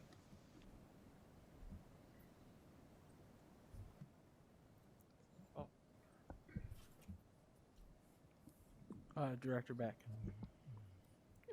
I actually also want to sort of echo what Director Snyder just said about time being in there. You know, I guess it could be just something as simple as each month we will have made X amount of progress, or it could be something like we will get a report, you know, each month on this specific topic. That way it puts a deadline in there. So I can appreciate that. And if it's possible, it might be worth trying to implement.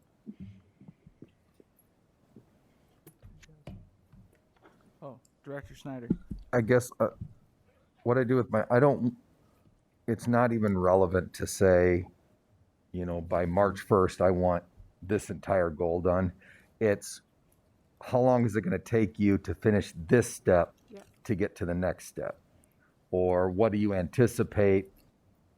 It's a step thing. Mm-hmm. So by no means would I say, you know, we want to know, can you be done with goal 6 completely by March 20th? It's not even feasible. So it's just a step process. So along the lines of what you're talking about with time, what we were kind of talking about was trying to get it into, again, like how the citation is, boom, here, and this is what you've worked on for these days or whatever. So if we did something like that and that were to work out, like what would you want to review that at, you know, one regular meeting every month or every other month, and then we kind of see the progress as it's going? Because that was kind of how we're trying to figure on gauging the progress, right? Because if you actually look at it, and it's right there in front of you, you can see if you're making progress here and not so much here, well, then you need to focus more here. So that was kind of the process we were thinking. But when you bring up time, so if that process would be a good process to do, or we try it out to see how it works with like a dashboard, when would we as the board want like updates on the status of that, like at every board meeting, at like every other board, you know what I mean, at every other month, once a month, or what would you guys? Could I throw in a suggestion, Yes, sir. Board President Gosa? one of the things that we might do, and then it would be easy for the board to react and say, that's too long, or that makes sense. I'd suggest that that Superintendent Sneckcloth would be given a little bit of time to kind of think this through as you're talking. Luann and I will be glad to help support, to work with board leadership and maybe bring back a proposal for what would seem like a feasible kind of periods of time, every other month, every 3 months, whatever. Not so far along that you don't have a good sense what's happening, but it would encourage you to, if you're open to that he would be able to bring back some sort of game plan to you about frequency, and then you'll be able to react to, yeah, that sounds reasonable, or no, that's too long. Something like that. Thoughts? Thank you, Harry. Sure. How is everyone with Harry's proposal? I'm hearing a lot of loose parts rattling around, Harry. Okay. Well, that would really help speak to between your comments, Dan, about the dashboard kind of idea and the notion of SMART goals, and Jamie and Allison very much appreciate your everything isn't March 8th or April 4th, but the notion of you can start your superintendent can start looking at chunks of time and say, kind of, here's where I think we'd be in 3 months or 4 months or 2 months. That would be a little bit of a reality-based kind of time frame.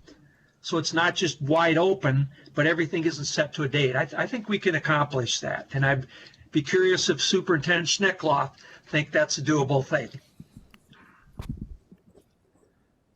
Yes, I think sitting down and reviewing some of those goals, I like the idea of utilizing the, for lack of a better term, the Gantt chart that we use to show our citation update, because in there that is broken down into develop, implement, and I really think that our board is used to seeing that. So if that's a tool, and that's something that Dan and I talked about over the weekend about utilizing that tool, and that would put timelines to it. And so sitting down and putting some of that stuff out, I think would be beneficial. We'll be glad to help you in whatever we can as you put that together. Director Potts, you had something? Yeah, I appreciate that we have the need for constant information, but I'm hoping that we're aware of the fact that we don't want to constipate the superintendent's time to the point where he is spending so much time preparing to give us reports about what he's done that he doesn't have enough time to do it. Right. Because sometimes we look at, we want a monthly with this. We want every board meeting we want this, and every board meeting we want this, and every board meeting we want this. By the time we're finished with listing all the things we want every board meeting from everybody doesn't have as much time to do the stuff that they're supposed to report on us what they're doing. Time is an issue for everyone.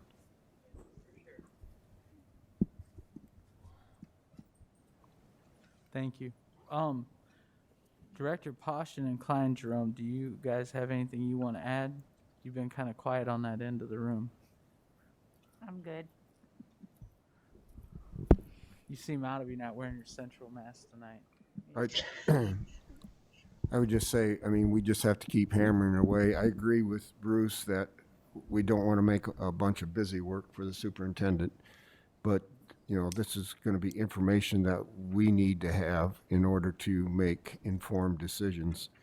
So I think it's incumbent on the board to just look at these goals every month, or look at these goals before you come to a meeting, and then have those in the back of your mind. Okay, whatever we're addressing for that particular meeting, that particular agenda, how does that pertain to our goals?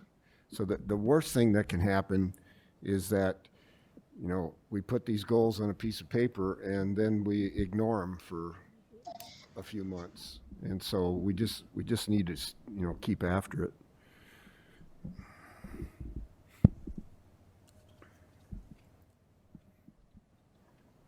I'll turn it back over to you, Harry.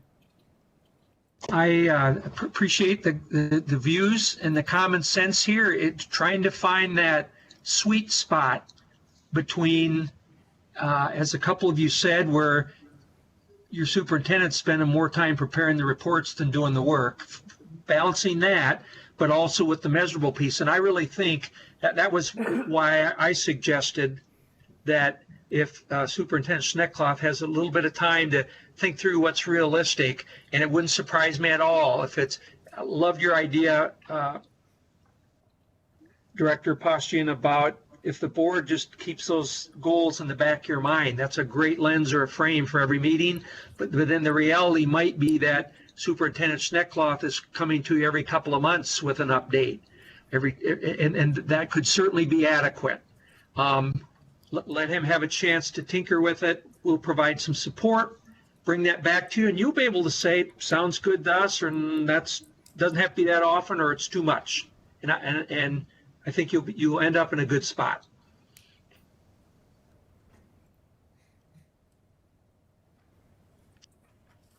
So I'm good. I'm finished with this piece here. Anything else, President Gosa, that you would want to share, or it'll come back to you then? Do you have anything else? I'm good. I appreciate you and Luann giving up some of your Monday night to help us out here and facilitate this. Hey, you're some of our favorite people to hang out with on Monday nights. We're good. Get a life, Harry. You're right. Thank you. Again, our final thought here is just music to my ears to hear Jake and Corey saying we've got the questions in front of us, because you've worked enough on those as a board team to identify the critical things that are important. And what a win when staff is coming to you already prepared to speak to those kind of areas. So thank you. Thank you, Harry and Luann. All right. Board requests. Are there any board requests? Holy cow. Thank you. 3 board requests. Just a reminder, when we had that virtual meeting, did everybody get their board requests into Mary? If you didn't, make sure you did or do. All right, the first board request is from Director Snyder, dated today, a request for information. What percentage of staff has signed up for vaccination? Specifically, what percentage of staff at attendance centers are we surveying those that choose not to be vaccinated to determine them concerns? And then, why are you making this request? Vaccinations are most effective when everyone is vaccinated. When would you like this? After this process has concluded. Is there a second? Second. Seconded by Director Hayes. Next board request by Director Beck, dated today, an agenda item. I would like to have a presentation on the switch to standard-based grading and how standard-based grading works. Why are you making this request? While we do get a presentation on this a few years ago,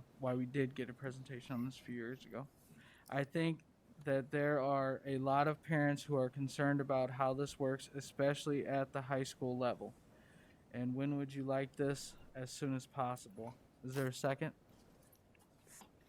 Second. Seconded by Director Hayes. Next board request by Director Beck, an agenda item. I would like the board to vote on the resolution in opposition of vouchers presented this evening. Why are you making this request? We are a locally elected school board and we are entrusted with students' education. We need to advocate for excellent public education for all students and advocate against measures that would prevent us from making quality education available to all students. Second. And she wants it ASAP. Thank you. Seconded by Director Poston. Could you send it to us? And that is it for no more board reports or board requests? Okay. All right, administrative reports. And I did not forget this tonight because I made myself a note. The part on board reflection and what your takeaways from tonight's meeting are. Director Snyder. I'll start. Just as an example, with our discussion earlier on early outs on Wednesdays, things aren't always as simple as they seem from the outset. There's always a lot of factors that factor in. So going back to when we were asked, if we support early outs on Wednesdays, if that would mean that we can't achieve a citation, getting that completed, then I certainly would never support anything that takes us away from achieving our citations. The second thing is on our virtual days, I think it's important that what Director Gosa said, that it's very important that we get something put in place so that we're not just wasting days sitting at home doing nothing when we are already extending our school year. But if something needs to be tweaked, and I'm sure it will, I have faith that the administration will work with the people that need to be worked with and get it so that it is a process that works smoothly. Thank you. Oh, Superintendent Snecko, go right ahead. Well, I just want to follow up with that, because that was going to be my reflection at FAST, is that we have a great relationship with our union, and I'm glad that they spoke up, and that oversight comes at my level. And so I will go back and make sure that we have those conversations with our people, because that in this, as fast as things are coming at us and as fast as we have to make decisions, sometimes that happens, and that's my responsibility, and I'll make sure that happens. I'll make sure those conversations happen. So, John cares deeply about, and our union members care deeply about their members, and so we will go back and absolutely do that if so. That's my reflection. Director Klein Jerome. I guess my reflection is I like the fact that we are being very proactive. We're looking to the future. We're getting things done. We hired a CFO. We've dealt with the superintendent goals, things that in the past we didn't seem to be moving quite as fast. We're moving towards the citation. So it gives me hope that one day we won't have to even talk about these citations anymore, because I'm kind of like to focus on something else. But I do feel that we are heading in the right direction and doing what we need to be doing. Thank you. Director Hayes. Everything that's been previously said, and also the negotiation teams. I think the information that we discussed, regarding the negotiations prior to and now was very helpful to the two members that will be on that team. And I like the transparency associated with that, because I think that's going to be very vital in the future, using the forecast 5 so we can make decisions that really affect everyone. Thank you. Oh, Director Poshin's reaching for the button. I'll call on him. Oh, Director Potts, we'll go the other way. My takeaway on this particular meeting was the presentation of the Have-Life, because it was a positive, upbeat thing, and it shows us that there are entire organizations in our own community working with us to provide opportunities for kids. And we need to, here, I said this before, we need to focus on that. We need to focus. We spend a lot of time talking about our troubles, okay? But it's our non-troubles that make this district what it is. So I think that was nice, positive, upbeat, over $1.2 million money raised to help kids do stuff. And it was an excellent video. I thought it was wonderful. I seen a guy look familiar in there. Director Poshin. Well, that was the same thing I was going to bring up, but it's so important to have community organizations like this. It benefits the school district, it benefits the community, And so it's just a win-win situation. So we need to have more, community involvement with the school district, and I think it'll be very positive. The other thing I think was important tonight too is our discussion on the goals, and if we follow those goals or attain those goals, I think we'll be on the right track. Thank you. Director Beck. Yeah, so I guess two things. One, along the lines of the Have Life presentation, it was really refreshing to have a positive presentation at the beginning of a meeting again. It's been a little bit since we've been able to do that. And so I really appreciated that. And they're an amazing organization. I didn't know what they did beforehand. I'd heard of it, but I really appreciate the work that's being done there. And the other thing I kind of noticed is that I feel like when we're getting presentations, for example, the one from on crisis response and violence prevention, it's nice to know that the presentations were not being presented with information that is completely out of context or out of the blue to us. We know sort of the bigger picture. We're all on the same page there, and that the administration is willing to listen. A good example was our discussion on return to learn, right? And we were able to voice opinions and ask that certain groups be consulted before decisions are made, and people are willing to do that. And so I think that's really important, and it goes a long way towards building very collaborative relationships throughout the district.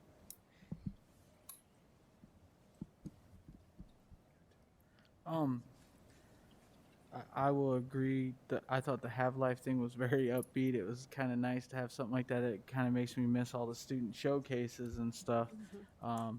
I was a little leery on one of those fellows they had on that presentation, but I thought it was a good thing. It's nice to have that upbeat stuff because all we talk about is citations and finances all the time, which are very important, but it is nice to tie things in like that, especially good things that are going on in our community and partnerships that are helping the district out and stuff like that. Also, I do enjoy our board meetings. Board members get more engaged. I do appreciate seeing Mr. Scott's eyes over there kind of widen when we're asking questions. So I know that we need to get clarification for that. So I think that's something I will try to be better at, and kind of gauging when we're having discussions like that, just so we can get a common consensus, so we're not throwing too much at them. And then, right in a matter of minutes, we got that answered why it'd be hard to, add Wednesdays, which a lot of people don't hear that stuff, but they email and call and everything else. So it is kind of nice to get that stuff out there.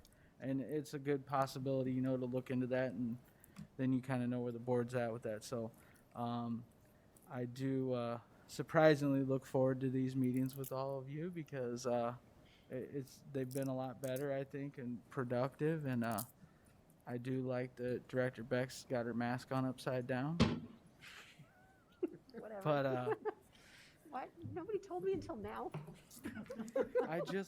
You're on that side. That's on. That's your partners over there. They left you hanging. Can't should have told her. But I didn't even notice. we can get things done and have a little bit of lighthearted fun here too, so it makes the meetings go by a little bit better. Again, I will chime on the ISB. Make sure you check their websites out. They do have a lot of webinars and stuff like that. And again, thank you everybody for all your work on the committees you're on. We greatly appreciate it. And with that, can I get a motion to adjourn? So move. Is there a second? Second. All those in favor? Aye. Meeting adjourned.